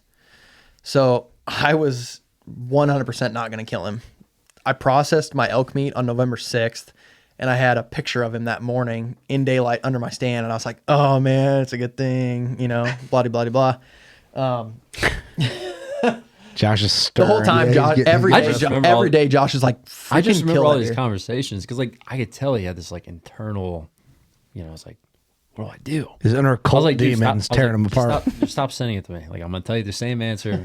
Fucking kill him. He had Lee on one side, Josh on the other, just screaming at him. Don't know which way to go. The devil was Junk Brow on this side. Yeah. Josh was the angel on this Yeah, you side. wanna kill me. And again, dude, it was just situational. It was like a bird in the hand type of thing. It's like, Yeah. where you're at.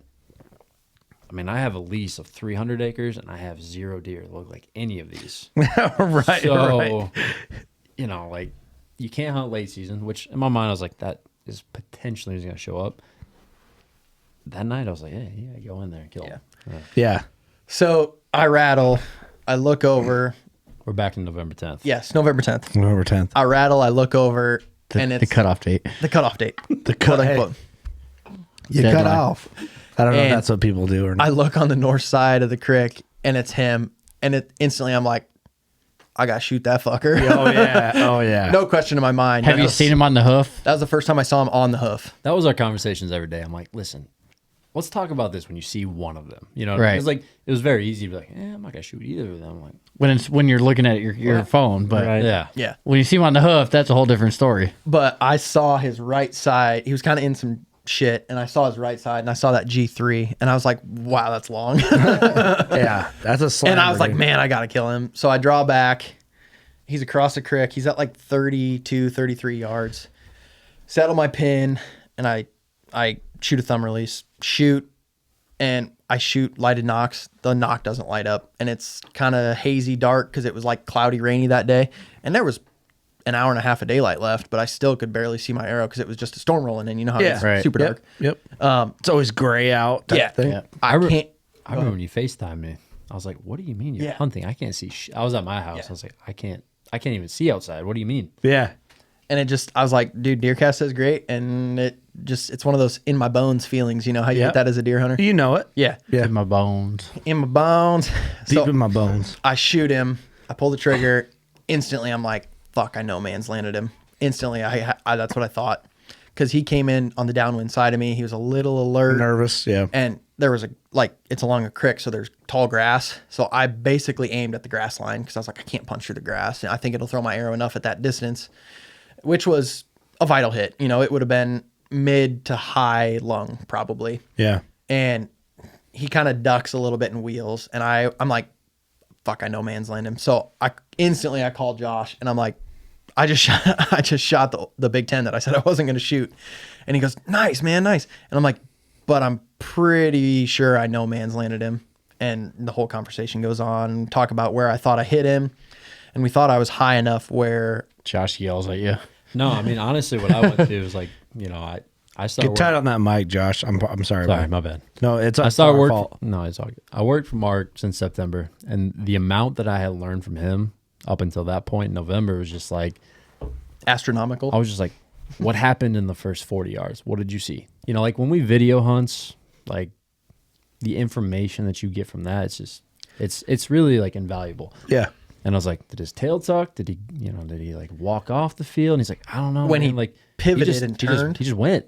And I was like, I mean, I think the fucker's dead. I mean, I don't know. He just went He like that's haul-assed right away. Yeah. And when he turned and went back where he came from, there was brush. I could see the first like 5 steps, and then he disappeared. It's a good sign when they blast Ooh, out hard. That's like a good that. point, Josh. Like, there's a lot there. Like, especially like learning some shit from Mark Drury, the man. Before I worked there, I did not realize how much information is in that first 10 seconds.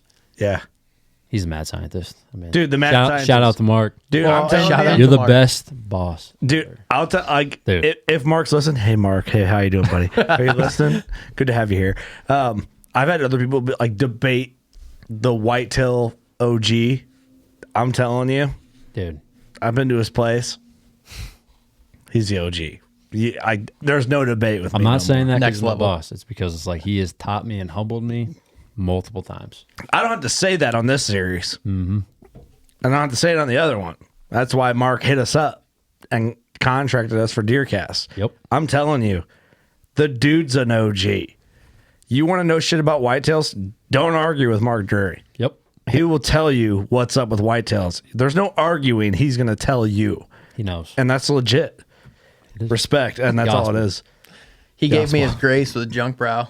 That's the first time I met him. I was down there taking something to Josh, and Josh was like, "Yeah, he's he's hunting a really big deer." And Mark was like, "Cool, how big is he?" And I go, "Oh, I think he's like 190." He goes, "Cool, kill him." And that night I killed him. No shit. He blessed you. He blessed me. He knighted you there. Yep. You will kill this deer. But going back to November 10th, it was just Good like, luck. and I was like, what'd you see? And he told me, he's like, he just ran. Like, I was like, oh man, I don't know. Like, Something to it. but the problem was, so in Iowa, you cannot track without blood. And like he mentioned, there's a front coming through, rain washed every drop Yep. away. So Oh, shit. I got So down that out. was in the Deercast podcast. This is where the neighbor the whole neighbor dilemma. This starts. This is where this picks up from that episode. Yep. So people listen to that episode. That's where this cross promotes to this episode. Yep. So Fuck you, Doug. We didn't need you in here anyway. I shoot him. He hauls ass. It starts like literally 2 minutes later. It starts downpouring, and I'm like, well, shit, I got to get out and look for blood. You know, because in Iowa, you have to have blood, or you can have permission, but you have to have blood at the fence line to be able to track without permission. You have to try to get permission first, and then if they tell you no, you can leave your bow behind and track. So I went to the fence line right away, where I assumed he ran in, and there was blood right there at the fence line, but it washed away. You know, it was watery by that time, and it was 5 minutes after I shot him. So I'm just like, without knowing where I hit him, I'm just gonna leave him till tomorrow. So I go to the landowner's house, and they're pretty skeptical about letting people underground. And I tell him, I'm like, hey, you know, I hunt the neighbors. I hit this buck. I had blood to the fence line. Just trying to ask you permission to go look for him. Are these the neighbors that hunt also? No, these are the neighbors that don't hunt. But even you don't technically need their permission. He does because the blood was washed away. Because you have to have to be on blood. Yep. You can't just go grid search You without have to permission. prove, hey, look, here's the blood. You have to be on blood. Let's go back to Lee's ethics here. I don't think there's very many people. Your cult has great ethics, dude. Fuck. Never get away from that. No, never. But so I ask him, and I'm like, the blood's gonna be gone. For real though, that's Seriously. pretty awesome of you. Yeah. Like, all jokes aside on that, like, that's pretty cool. Because 90% of the people would not have done that. Yeah, and that's Nobody would have. No. That's stemming from my dad. Would I have? Yeah, maybe. For sure you would have. I would have for sure. I believe in you. Thanks, Josh. Yeah, that's You think I stemming from my would've, dad, Austin? man. Sure. Wasn't a yes. Wait, is this on video? Yes. Yeah. Yes. All right, so next day. No, you did the right thing. So I tell him, I'm like, the blood's gonna be washed away.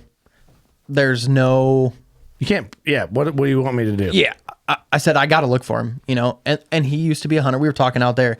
He used to be a big deer killing SOB. He's got a lot of big deer on his wall, but he'd rather watch them now. And he shoots a doe or two for meat a year, but he would rather pick up the sheds and see the big deer in his yard, essentially, which his yard is. So by law, if 400. he says no, you can't go on there. Right. By law, if he tells me no, That's it. It is SOL. what it is. Yeah. So I tell him, I said, this is where he was. This is where he ran. And they've got like this really nasty thick bottom that's like 20 acres. And there's a four-wheeler trail on the top side because they ride their four-wheeler side by side through it about every day. And he said, you can grid search this bottom, but don't cross that four-wheeler path. And you're talking, that's like, what, 100? 150 yards? No, it's like 400 yards. What's this deal with the four? I mean, maybe you don't know, but Well, it was just like he didn't want me tromping all over his ground, essentially. Respect, So he okay. gave me a hard line that's obvious. He's growing to see. marijuana over there. yeah. Hey, That's obvious to see, you know? you're probably right, Eric. But shout out to him marijuana? for letting you go. So I get in this bottom, and it's like nasty, woolly, multiflower rose, river bottom grass. I can't see me to you, Kurt. I can't see 5 feet. Yeah. I'm going to have to step on the deer, basically. But I grid search the thing to the holy living shit, and no luck. Go back fly my drone the next day, you know, called the CO to make sure it was kosher. And he said, yeah, if he's alive, you can't pursue him in Iowa. But if he's dead, you know, that you can use a drone. And long story short, don't find him with the drone. Go look for crows, listen for coyotes the next day, nothing. And I'm like, man, I hit him. I mean, I had to have hit him well enough to kill him. I thought, you know, after looking at Deercast track and talking with Josh, At this point, how many days is it after you shot him? so the next day is when I grid search, and then the day after that I flew the drone. So it's 2 days after I shot him. Okay. And I'm talking with Josh, and he's like, well, the next day after that, he was like, well, go hunt, you know, go hunt. And a couple of my other buddies were like, go hunt, you know, you didn't kill him. You'd have found him in that first 400 yards if he was mortally wounded. And it's just one of those bow hunter feelings. Well, that's not what I said.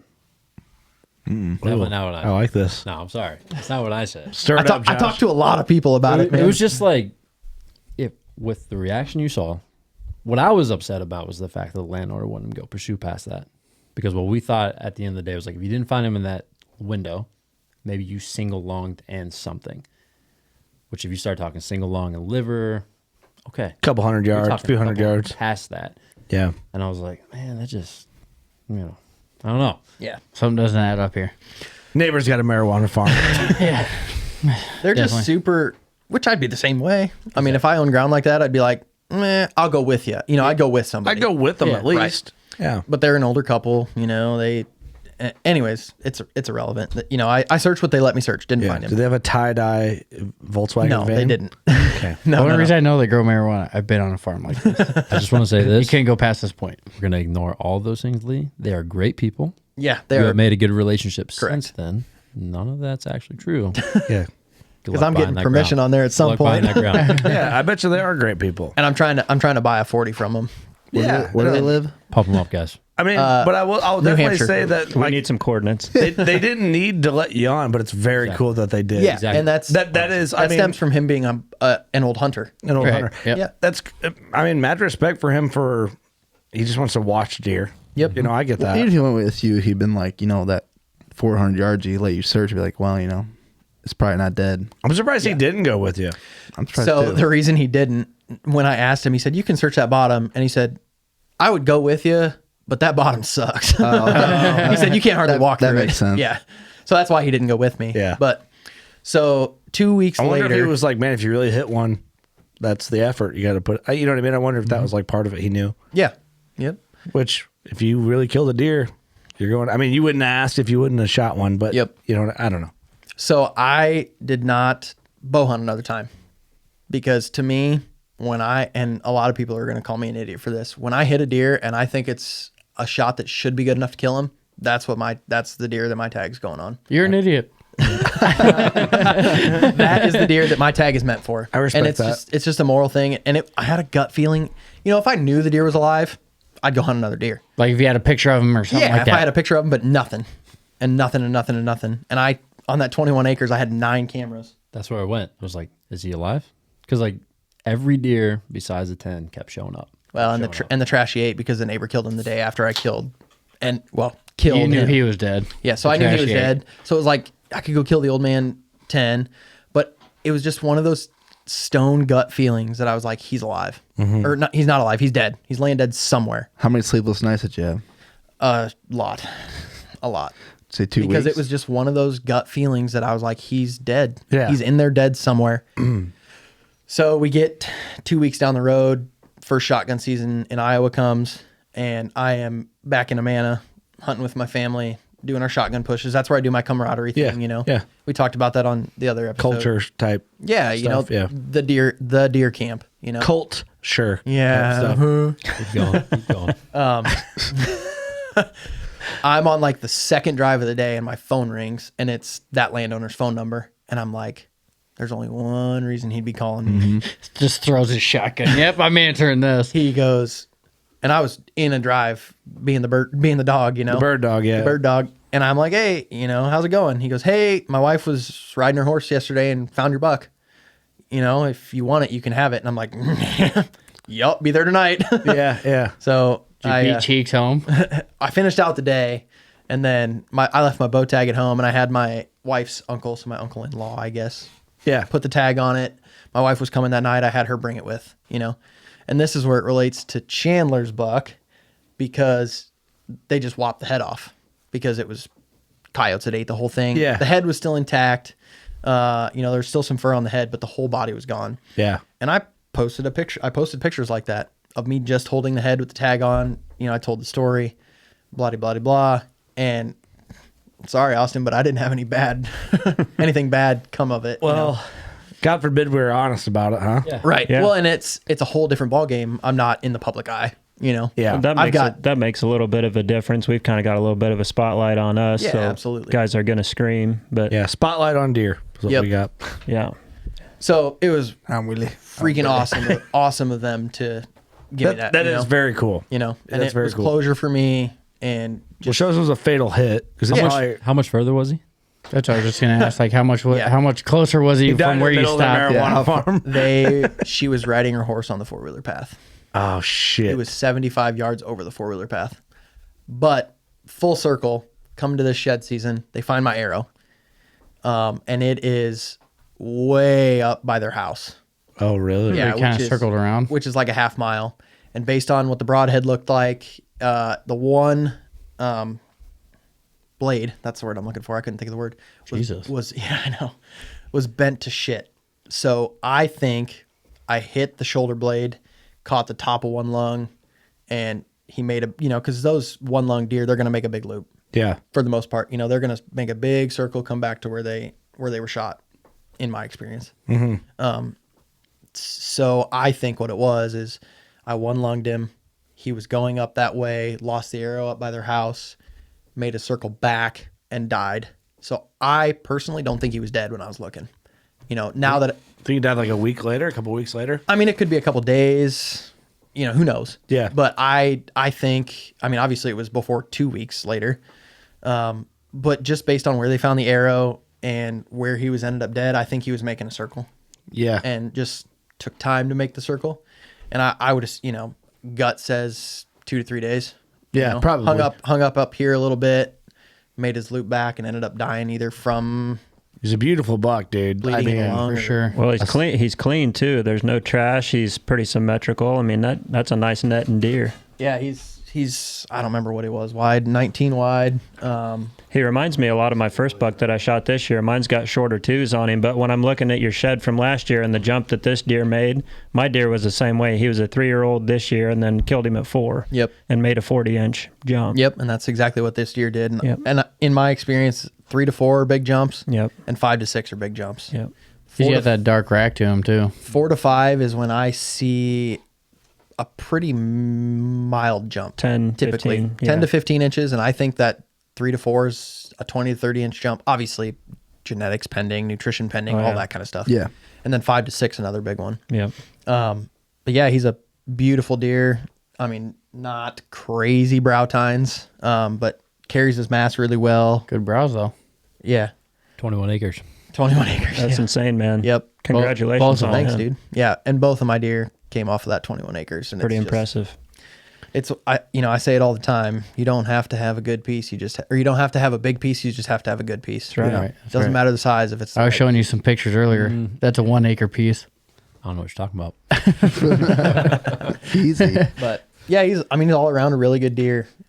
Looking at the pictures on the camera, I thought he was going to be 65, and he ended up 171 and 7/8. Yep. That's awesome, man. I'm Quality a over round up quantity. guy. I'm 172. Well, that's yeah, you don't pass that deer. No, nope. November 10th. That's where the real story starts. Yep. So that's when it gets weird, I suppose you could say. So the landowner hunts shotgun season, late muzzleloader. I tell him I'm going to leave my cameras out. I'll tell you if any good deer come in, whatnot. So I go the first day of muzzleloader season to pull my stagnant cameras, my non-cell cameras. I love that term, by the way. Stagnant camera.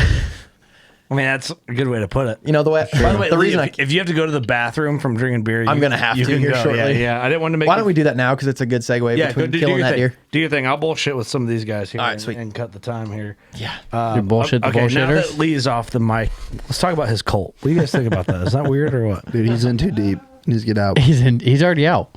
No, we talk- no, oh, he's wait. still in. We're still getting to the great dilemma. He's got like 3 feet in. So the great 3 dilemma toes. is an interesting thing. It's not really a dilemma. It's more of like it's a fun thing he's going to break down. He's going to ask you and Doug. Like a what would you do situation. Yeah, what would you do situation? And I feel like it's a situation that's coming up. It's probably more common than what we expect. We talked about that on the other podcasts as well. It's very rare that we do 2 podcasts with the same person on both series, but we're diving in a little more with this one than we did the previous one. So it's kind of fun this way. So you kind of get both and more. Both and more. Yeah, we got to talk about some turkeys with you, Austin, and we're not going to do it in full detail now, but we got some turkey episodes to do. Yep. We got a little content. Yeah, got We need some more. quite a bit of turkey I content. haven't seen shit. Me neither. I've dropped the ball on my first season tag in Illinois. That's all right. It's only 5 days. It's kind of tough to fill that first That is one. tough. I fucked up. I should have got like second or third season Illinois instead of first. Birds really react to the decoys for me in that first and second season. I always get first and second season. Josh has already been killing birds in Nebraska. Nice. Killed one. Yeah. Awesome. Turkey season 22, the killer episodes, man. Yeah, March 25th. It's March 25th. Yeah, it's an early season. Wow. We started going out there. Beautiful footage, by the way. Shout out to Carson. Dude, Carson killed it, man. Carson. I like Carson. I like Carson too. Should have brought him along on this one. Yeah. Well. Next one. He's editing Turkey season 22. He's busy. Yeah, he's busy. They're killing him birds and in Perry Iowa. need to come next. That's the group you want. I We- agree. You, Perry, Carson. Not the group you want. We do want that group. You need 2 of 3.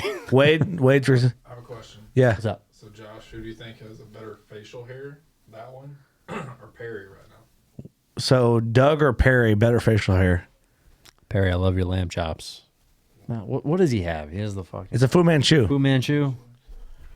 I'm going to be busting mine out. Here's what I'm going to say. Here's what I'm going to say. Perry, you're engaged. Congratulations. Keep it going, Doug. Congratulations, Perry. Doug, you got a lot of work ahead of you. Doug is not getting engaged with a mustache. You guys haven't met calling it. Perry? Perry is one of the most knowledgeable people that I have ever met in my life when it comes to. I felt, and this is not in a not in a gay way. I was going to use some worse terms. I got to check myself with the gay stuff. You almost let it out. I almost let out my. You got some hate in your heart. Let it You out. almost slipped. It's not though. It's just me. I say certain words because they're funny, not because I mean them. Okay. What do you got? You're a What do you got?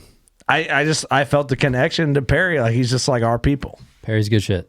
Yeah, like hanging out with them at the old, was it the West Side Tavern? I wasn't there because I was a little under the weather. You know what I'm saying? Yeah, you were sick.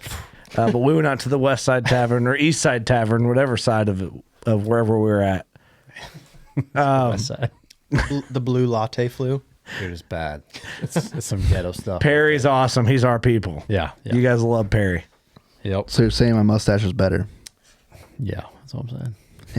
He gets I don't road know less. Perry, but Hey, nerd. He's got less miles on it. Hashtag 2 tags. Hashtag 2 tags. Yeah. Perry's tagged out. eat shit. Hey, what's up? I was a little different over here. Okay, we're moving on. Or are we at the Great Dilemma yet? No, not We were quite. getting there. We're getting there. So after I killed that buck, obviously my agreement with the landowner was no hunting during gun season. So late muzzleloader rolls in. I keep my cameras up. I say I'll let you know. That old mature 10-pointer still out there. It'd be great. He's got 2 boys. One's like 11 and one's 14. Be a great deer for one of them to kill because they're big farmers. They kill deer to kill deer.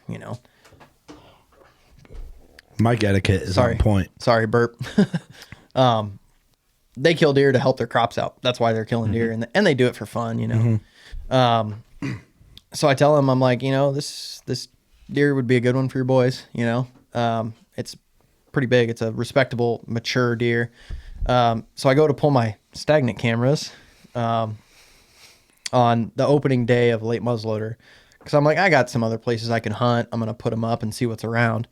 I pull the one camera and there's a freaking picture of Junk Brow on it that morning. And that's what that's his nickname is Junk Brow. That's what I called this deer.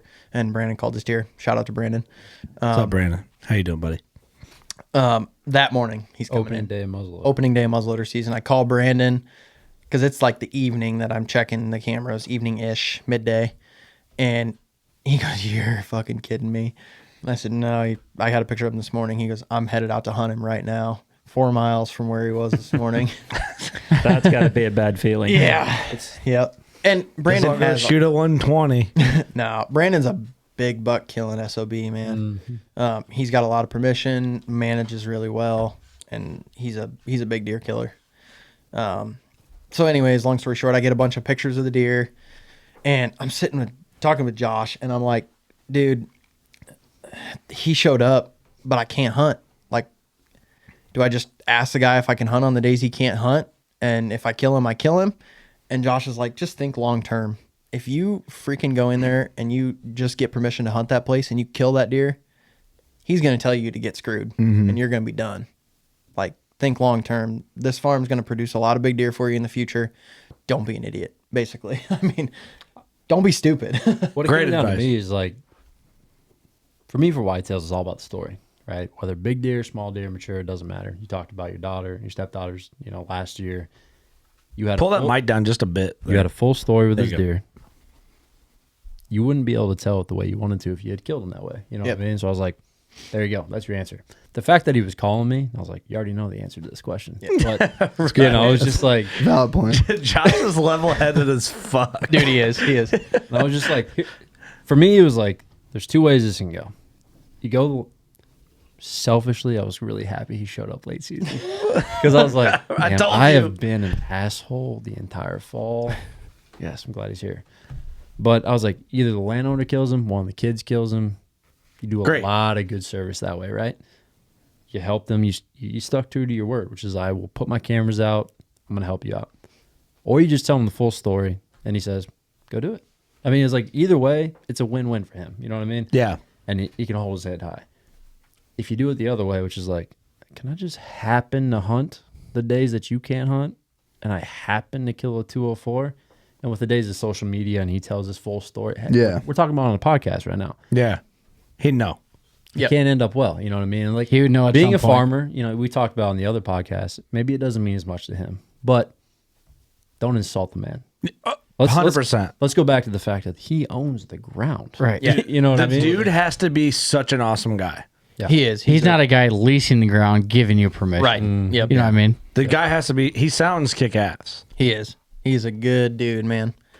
And he's actually given me permission on the rest of his farm this year. So See, he trusts you. Yep. And he should trust you. Yep. Wait, what's this guy's name? Name another deer hunter though that would do that. And like that's the Not thing. Is many. like at the end of our conversation, I'm like, you gotta do what feels right. I'm excited to hear how it goes. Yeah. Right. Dude, that says a lot about you, and it says a lot about the guy who owns the ground. And it sounds like you guys have a good trust relationship, which is what you need and he needs for his ground. Not only are you going to be responsible in hunting his ground and killing mature deer, but you're going to keep other fuckheads off his ground. You care for his ground like he would care Like for it's his mine. ground. Yeah. Yep. Right. So one of the times I was bow hunting, and this property's hard to get into, so you got to be pretty select on when you're hunting. One of the times I was hunting, there was somebody trespassing on it, squirrel hunting, and I called him. I was like, hey, there's somebody squirrel hunting. Did you give anybody permission? He goes, no. And I said, well, you want me to kick him off? You know? Because I hate messed up hunts. Hate Yeah. 'em. Yeah. And he was like, I mean, they're not supposed to be there. I don't really care, but sure. Kick him off. Yeah. Yeah, go kick Well, and I think too, like you go in there and telling him, hey, this giant deer is there, like being respectful about it. He could have been like, hey, this guy's respectful. He told me this giant deer was there. Yeah. And that could have gave him a lot more respect for yourself. Right. So is long term, that's what Josh and I, in the end, it was my decision to do it how I wanted to. I value Josh's opinion more than anybody. You know, he's like my best friend, one of my best friends in the world. Him and my cousin would be my top two best friends. And Brandon. And Brandon. Shout out to Brandon. Shout out to Brandon. So come to the conclusion that I'm gonna more or less beg to hunt him, you know? Yeah. Go to his door, say, you know, between me and my buddy, we know about this deer. He normally lives about 4 miles away from here during the majority of the year. And he showed up, and I've hunted him a little bit, not really, but I've hunted him on the public ground, sat for him with not very likelihood of him coming in. I know that you and your boys late muzzleloader hunt. Is there any way that I can hunt this deer? And he him or haws for 30 seconds. Just Which seems like 5 minutes of him home. oh, absolutely. I was sitting there and I was just like the Jeopardy song was playing in my sorry. head. Do. But he looks at me and he goes, Lee, I just don't know how to make it work because with our schedules, I don't know the days that we're going to be out there. It's not like I can just say, yeah, you can go Monday, Tuesday, Wednesday this week. Right. You know? Were you devistated?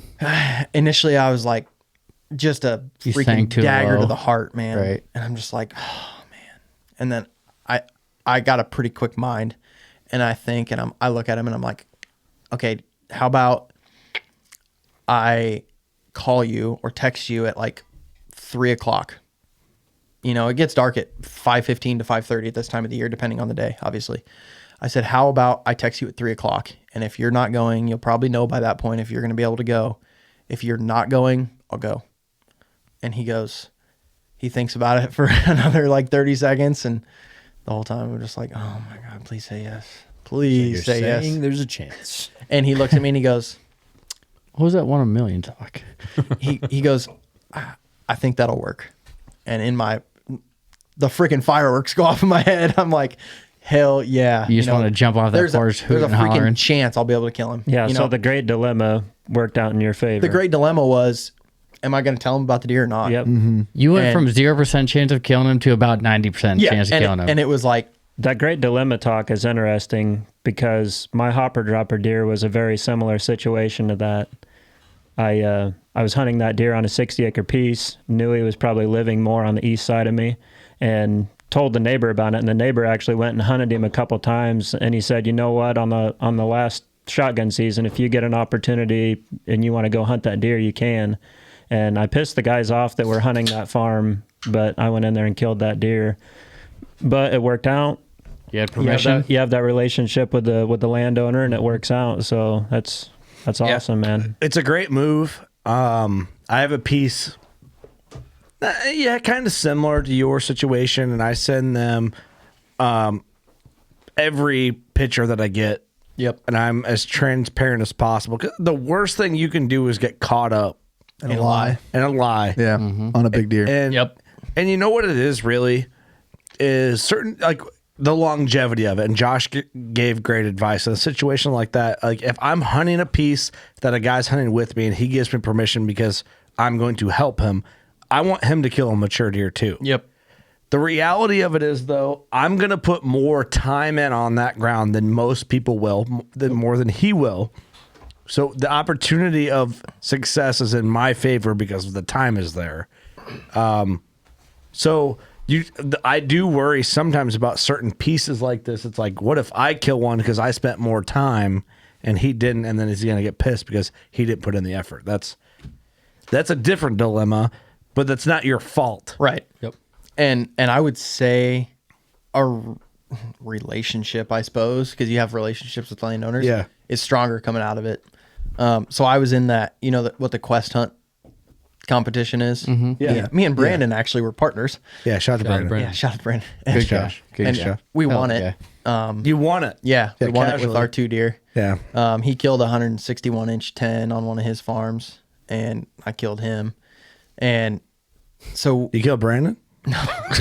Junk Brow. I killed Junk Brow. Yeah. That's all it takes to win. Hey, R.I.P. Brandon. Yeah, no. Hey, no, you didn't. So, long story short, we You were guys supposed to just get won it? side by sides, Oh, really? but not enough people signed up in Iowa. So, first prize was side by sides, but got bumped down to muddy bull blinds, which is still a freaking. So when you dynamite find one. your lawsuit?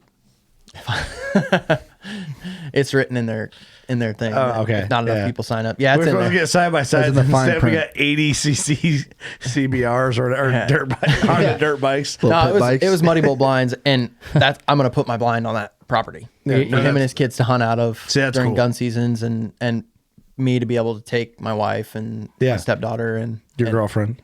Yeah, no, I got a freaking bomber wife, man. Dude, Shout out to Jackie. Shout out to Jackie. Jackie, shout out to you. Hey, what's the saying? Can't kill big deer if your wife sucks. Shout out to And I Jackie. killed 2 this year, and having a newborn, going out west, killing an elk, killing these 2 stud deer. My wife, Jackie's awesome. she took a freaking hit this year, man, Yeah. and I appreciate it more than she knows. And most of our wives are in that same boat, man. But that's cool. That's very cool of you to do that with a box blind, especially for them kids to like be able to sit comfortably. It's Yeah, like, because you right know, now they're- they pop up a pop-up blind, It's Yeah. like they're out there with negative 15 degrees with a wind chill in a pop-up blind. Yeah, The wind's right. pouring in, now they got a Mr. Buddy heater, and I hope you're providing snacks. He's got a, Roasting Milo's in there now. yeah, he's got a little snack bar kiosk in there. Kick ass. So you killed Junk Brow. I killed Junk Brow, man. See working class on Deercast for that Right. Whole story. story. So how did the landowner react when you told him? So that night, I called him right after I killed him. He didn't answer. So I just texted him and I said, "Hey, I killed him," and he's only like mid-30s probably, and he did not reply to my text message. He sends a sad face. And I was like, Sends a gif. I was like, oh shit, he's pissed, and he's just like doesn't care, Yeah. I talked to him a couple weeks later, and he was like, "Nah, I saw the message. I just, I was out with dinner with friends and just You didn't respond? I just forgot to reply." I'm like, I've been worried for 2 freaking weeks that you're pissed off at me, and I was going to lose permission on this farm. He that killed crazy? 200 incher. He sounds like crazy? our people, though. He just texts back, nerd.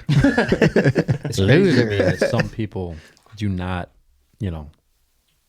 feel the same about that. Yeah, they don't care. Right. Like a 200-inch deer is like life changing. Yes. Yeah. Yeah. He's Well, like, yeah, well, good job, man. And I'm glad the story turned out Good that way. reply. The guy that respected that deer, and the deer meant the most to you, so that's badass that it went to you versus one of his boys shooting it and it got thrown in the garage. You know what he did? Which he hot they, chicked you. I mean, they've killed some good deer on their ground, and they mount them, Yep. But We're here talking about it. It's different, man. We're here you know? talking about it. Yeah. We're talking on a podcast. We're about giving it, this buck a legacy. Yep, That's right.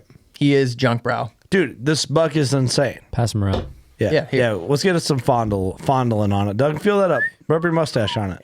Don't. Oh, get out of here with your shit, man. It has been knighted. It has been knighted. Ignited. I love this Felt dynamic nice. between Lee and Doug. It's great. It felt pretty good. Yeah. Shout out to we'll, Outlaws. We'll get on that here shortly. Dude, that thing is so nuts. Like, It's heavy. you look at it from a different angle and it just gets crazy. Yeah, double split brows, and the thickest part, the biggest blade Yeah, of the just brows, like- probably what 2.5 wide. I don't know. I've never taken a measurement like that. We Yeah. talked in the last podcast Yeah. about water displacement measurements. Yeah, yeah. You So don't heavy. you don't get to put a score on the blade Wowza. the blade of the Right. brows, but yeah, he's 2.5 inches wide on his blade on his on the thick part Yeah. of his brow. And that's where, a deer like this, a water displacement, he would soar. Murder it.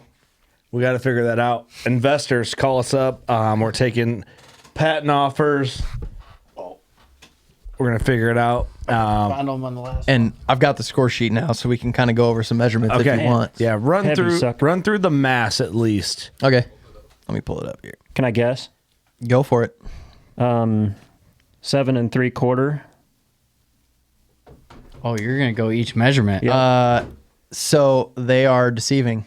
The bases are. What do you got? Because 6.5? right at the base, very, very base is a lot smaller than right under the brows.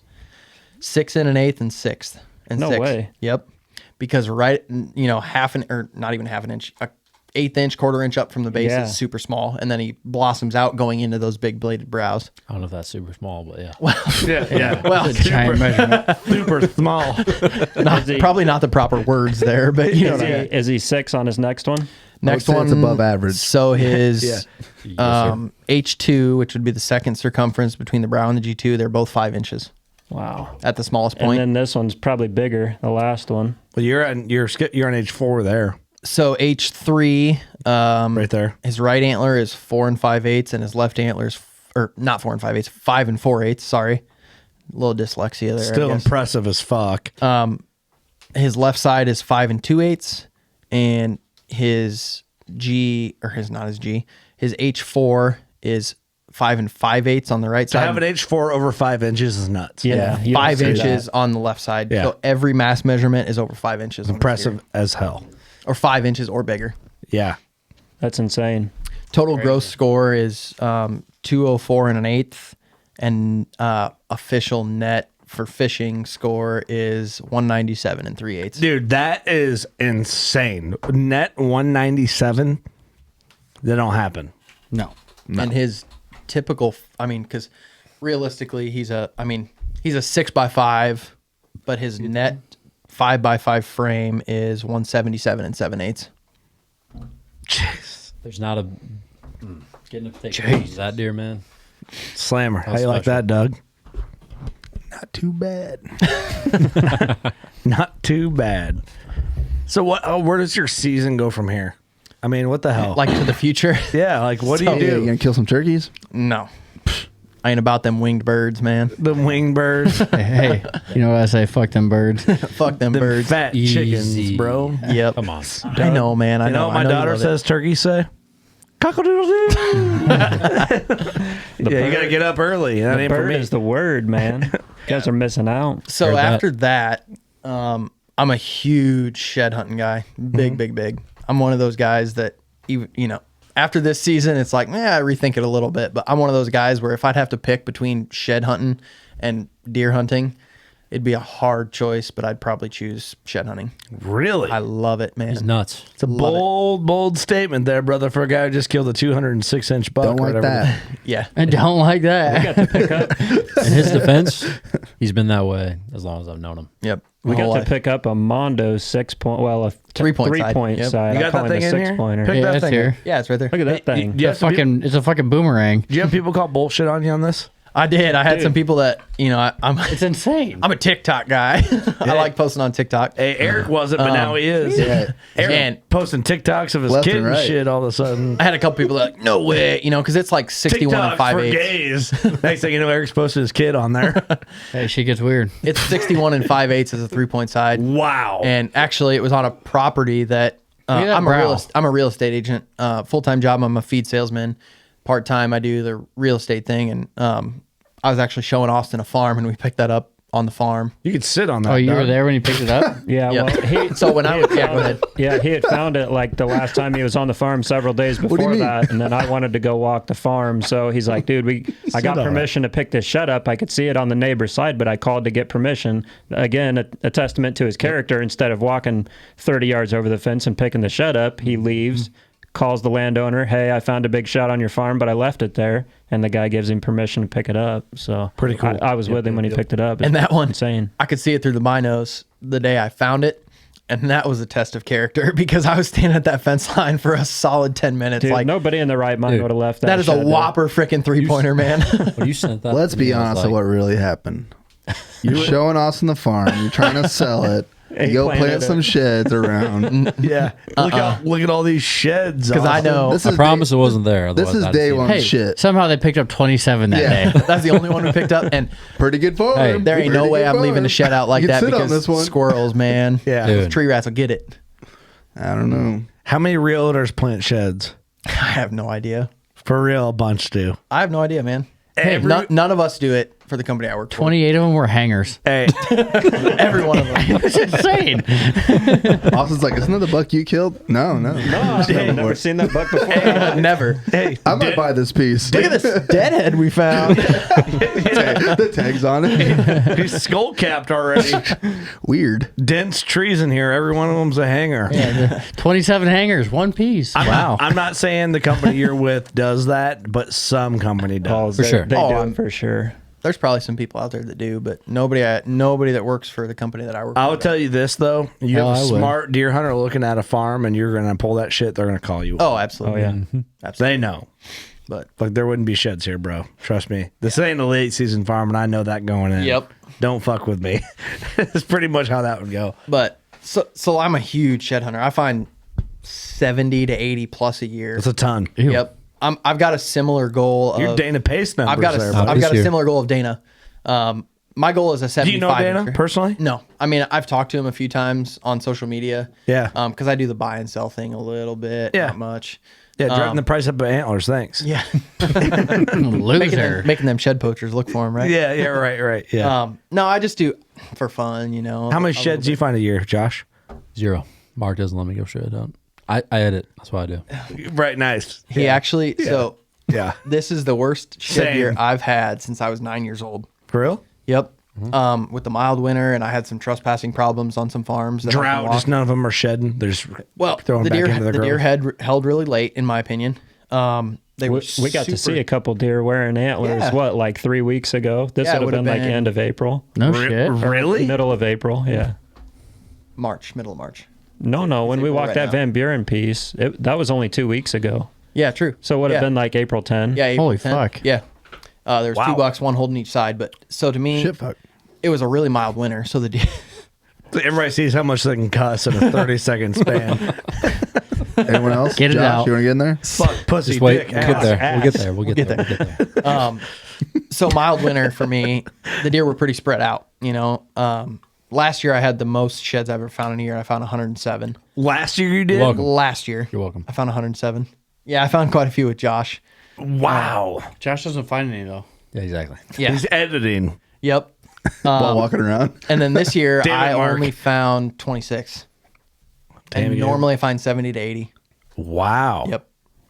And just like I said, between trespassers, mild winter, On being 21 spread out. acres, too. It wasn't for a lack of effort. No, that's not 21 acres. I shed hunt That's cult ground all over. See, funny thing about that is, You ain't gonna is find a fucking I shit hardly there, find dude. shit on. because everybody looks for them. A lot of people look for them, and There ain't no people- food. There's no food. They don't keep A food lot of over the winter. squirrels.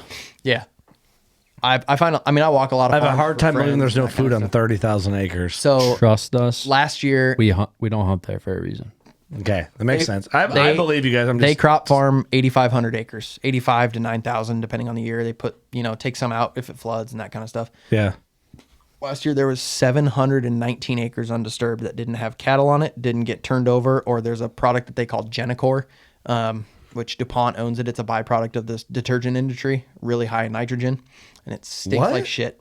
Yeah. Let me put it this way: Amana could be the pinnacle. It could be the best managed 26,000 acres in the world. It never will be though. Never will be. It's a shame. Yep. Shout out to And the it Colt. hurts me as a deer hunter. So who's the cult leader there? Make a phone call or two, man. Nah, there Can we is get one. him on the podcast? You think? Be like, hey, listen, manage your cult. It's his dad. So Oh So shit! there Speak is German to your dad and tell him to manage the cult. so the way Amana sets up, there's a board of directors that's in charge to make the decisions. We're back on this again. Yeah, I know. I'm sorry, We Lee. got on it, man. Lee, I'm sorry. There's a Back to shed hunting, conservation please. committee, that's in charge of conservation on the ground. My dad's on there. He was the chairman for a long time, and this year after the EHD hit and people just finally getting pissed off about it. There's enough deer hunters now that it used to be just an orange on Conscious deer hunter. Now there's enough of them that care. It's honestly a great representation of what numbers could do to change something, right? Right. Like a cult. There's a small group of people that have known. There's a small group of people that have known what it could be. Yeah. Right. Yeah. Right. There's also a small group of people that can make the changes. All of a sudden, there's a new influx of pressure Yep. to make it different. So they actually started basically a deer side committee of the conservation committee, and I'm on that because That's great. I've got a nutrition background and I like it. I like deer hunting. I like it a lot. I like it. like it a I don't know what to do with my hands. I like it a lot. Hey, you're trying to make a difference. Yeah, exactly. And- Good and- on you, man. That's a positive step. So you didn't bring that up 30 minutes and 45 minutes ago when we were talking about your cult. Yeah. So enough people you're a have part of it. finally, thrown Yeah. a stink about it. And will something happen? Probably not. 'Cause Yeah, in, but in no- the end run, it's a business, and they got to make money. Yeah, but you're trying to make changes. Right. That's what's important. Making a difference. Dude, this podcast was super fun. I've never done. I'll give you a lot of credit here. We did. It was probably one of my favorite Deercast episodes. I think as far as just it was fun. Good episode. And I've never done a Deercast episode and then did a working class Bowhunter regular WCB episode with the same guy, like in relative, like similar story, similar season, that type of thing, and still had so much interest and so much fun and conversation. It was great. I had a great time on this episode, man. I appreciate And it, man. Hearing your stories, you're a great storyteller and you're a killer, and we're happy to have you in studio, and I appreciate you coming. I thought it was terrible. And Josh, Josh and I'll be back given the opportunity. you were a great addition. Nope. I was just here. You were. I'm just here so I don't get fined. Perry, Carson, even Wade is welcome next time. And maybe Mark will come back. Mark, we need to come. For sure. I wonder if I could be like, hey, Mark, bring the boys, field trip. Field trip. We're gonna Did you drink bring a some- school bus? We're going to drink some whiskeys. The boys. Can I come with and drink beer? Nope. Just not be part of it? No, absolutely not. Cool. The boys, You're the boys busy with need to your remain caged. Colt. For sure. We need to get them up for that Turkey Palooza party. We do need to talk about What's that. that? 5th season in Illinois, but you guys wouldn't First have weekend of May. tags. Yeah, you wouldn't have tags this year, but Next eventually. year. May 6th? What's that? Yeah, May Around 6th. May 6th. That's a cool day. What's up? That's Happy a good birthday. day. Hey, we can throw a birthday party. You want to come out and have a good time? We got a limo. You guys are welcome. Really? Well, Austin has a limo. Easy. You have a limo? Hey, don't throw it on them yet. You got a surprise. We have a working class bow hunter set up here. We'll talk after the episode. We're going to get you guys to Turkey Palooza. We're going to film some stuff. We I don't need- turkey hunt. I'm just gonna drink. Yeah, no, you just film and, Hey, and have a okay. good time. What do you think I do? You just Yeah, film. You man. just film me. We just hang out. Hey, Hey, they can only hunt till 1 over here in the Mushroom afternoon. hunt? So I thought it was after noon. that, I thought it was noon in Illinois. 1 o'clock. one, and then we can mushroom hunt after 1, and then you can drink beer that makes anytime sense. Then after. Well, we're adults, so you can really drink whenever you Anytime. want. Yeah, yeah. You try. You can drink anytime Pass. you want. So that's fun. Appreciate you guys. Lee, you got anything to add, buddy, at the end of this episode? Not a whole lot, man. I just appreciate you guys letting me come over here and tell my story and, like you say, tell the legacy of Junk Brow, man. It was a ton of fun, man. I hope for your sake, while we're on you right now, I hope everyone that listens that knows our jokes are sarcastic and that they genuinely are good people that are in your life. And that's how we joke on this podcast. That's what makes us fun. That's what makes us real. So people who are new on Lee's sake, I said Josh, didn't I, earlier? No, you said Lee. On You were Lee's talking to me, sake, yeah. On Lee's behalf. I know who he on is. Lee's behalf, we're very sarcastic. That's what we do here. And I'm cut from the same teeth as you guys. A lot of my friends understand this kind of stuff, so you don't have to be worried about that. Shout out to Brandon. We're all degenerates. Yeah. Josh, Brandon. thanks for being here again. Hey, man, I didn't contribute much. Congratulations again, man. Thanks, brother. Hell of a season. Here's the thing. A guy like this, he said it, I'll never have a season like this again. It's pretty easy to believe. There's only a couple people that will. If you will into existence being a good dude, he will. I agree with that. I definitely agree with that. Appreciate I'm it, boys. not pumping him up, man. Like, it's... I feel the vibe. Think about how many things we covered today. People would have made different decisions. There's a lot of guys who would have cut some corners on that to be a little easier about it in the time that would have made it harder for them later. Yes, sir. For sure. So that's very true. Austin, what you got, buddy? That was a great time, man. I thoroughly enjoyed the story of Junk Brows. Yep. We'll see you Saturday. Hell yeah. Go walk another farm. Going to look at another farm. See you Saturday. Eric, what you got, buddy? No, man, congrats. I mean, a hell of a season from the elk to these two wonderful deer in here, and hopefully you can do it again next year. Thank you. Don't even ask Doug. We didn't even talk about that. What's your sister's name? I will say, Which part? What thanks for Our never, college career. thanks for never kicking me out of Outlaws. Bullshit. There you go. You guys went to the same bullshit. college? Appreciate Yeah. that. Hold on, we're going to talk about it right now. You guys went to the same school. We did. Yeah, we both went to Iowa State. Same time? Yep, pretty much. And I was a bartender at one of the bars, And I was at the bars. and Did you recognize him? Do you know him from the I bar? don't think so. I didn't have a mustache on. he's all blacked out. He couldn't remember. Doug, shit, shave man. your mustache off quick and see if you Then recognize I might you. remember him. Yeah. Yeah, I wouldn't remember him without the mustache. Hey, That's the imagine only Doug with factor no that- pussy. Okay, now blink, and then here it is again. That's a fact, Jack. God No, damn. Lee sucks. I'm gonna let Lee Yeah, play. yeah, Josh. Go ahead and tell the story. I'm not telling shit. Hey, you guys could have been buds. You guys would have been after the same women, but nobody would have got any. So you guys have just been friends anyway. You guys have been playing Call of Duty at the dorm. When I started working Just at wanted to Outlaws, say I was a nerd bouncer. to you When I there. started working, I was a bouncer, and Josh came up one day, a couple times actually, and he was underage. And so both times he came, my boss was sitting by me, and I was checking IDs, and he tried to get in, and I'm like, dude, my fucking boss is right next to me. I can't let you in underage. Like, And you've known him forever. yeah, I know how old he is, you know. Right. And he still gives me grief about that every time we talk about it. Should have been did the ID. So He's your boy. You should what's have funny him in. is when I turned 21, I forgot my ID, aka I lost it. Yeah. we all did. Guess what I gave him to get into the bar? Your credit Void card. Void card. I Oh, you don't We're have in void Iowa. cards We in don't Iowa. live in Iowa. Your hunting license. Absolutely. He gave me his hunting license and had his date of That's birth on valid. it. It's got your date of birth on it. Yep. So with that, you know, I checked IDs for 6 months and then I went to a bartender. It was Ames rules. You had to ID everybody that walked through the door. Technically, did everybody do it? No. But I did with everybody just because it was fun. Got great morals too. Asshole. I checked. The oldest ID I checked was an 86-year-old grandma. I mean, Literally, this clearly guy old. was the one that you're like, dude, fuck you. Yeah. We know what you used to do. Yeah, yeah.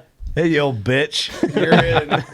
And she loved it that I checked her Oh, ID. yeah. Oh, for sure. Ate it up. You probably pulled up. What are you, 21? You pulled the whole card on her. I went to buy beer yesterday at a gas station, and it was like those new hard Mountain Dews. Just because I was like, I want to try them, you know, because I was one of those little redneck kids that loved Yeah. Mountain Dew. Yeah. Who And I set it on. You're the from desk. Iowa. Yeah, I set it on the desk, and the girl looks at me and she goes, "Yeah, okay, I'm gonna have to see some ID." I'm like, "Okay, I guess." Yeah, yeah. Hey, I'm 30. Yeah. Yeah, 30. 27. You're checking that old lady's ID, 1936. It's like, hey, honey, we're gonna need some Yeah, I need a second form Second form, ID. please. ID. Got any rusty old cars in your address? How much land you got? Yeah, how much land you got, honey? Who you married to? Oh, deceased. What's up? How you doing? Widow. You got a will? Nice. You got a will? All right, we took a weird turn there at the end. Yeah, we did. Yeah. Dude, banging on ladies for hunting ground, not out of question. Doug, you got anything to close with? He would. Congrats. Thanks, brother. Thank you. All right, you know what to do. Thanks for being here. Thanks for the support. Hope you enjoyed this one. You know what to do. Go shoot your bow. We love you.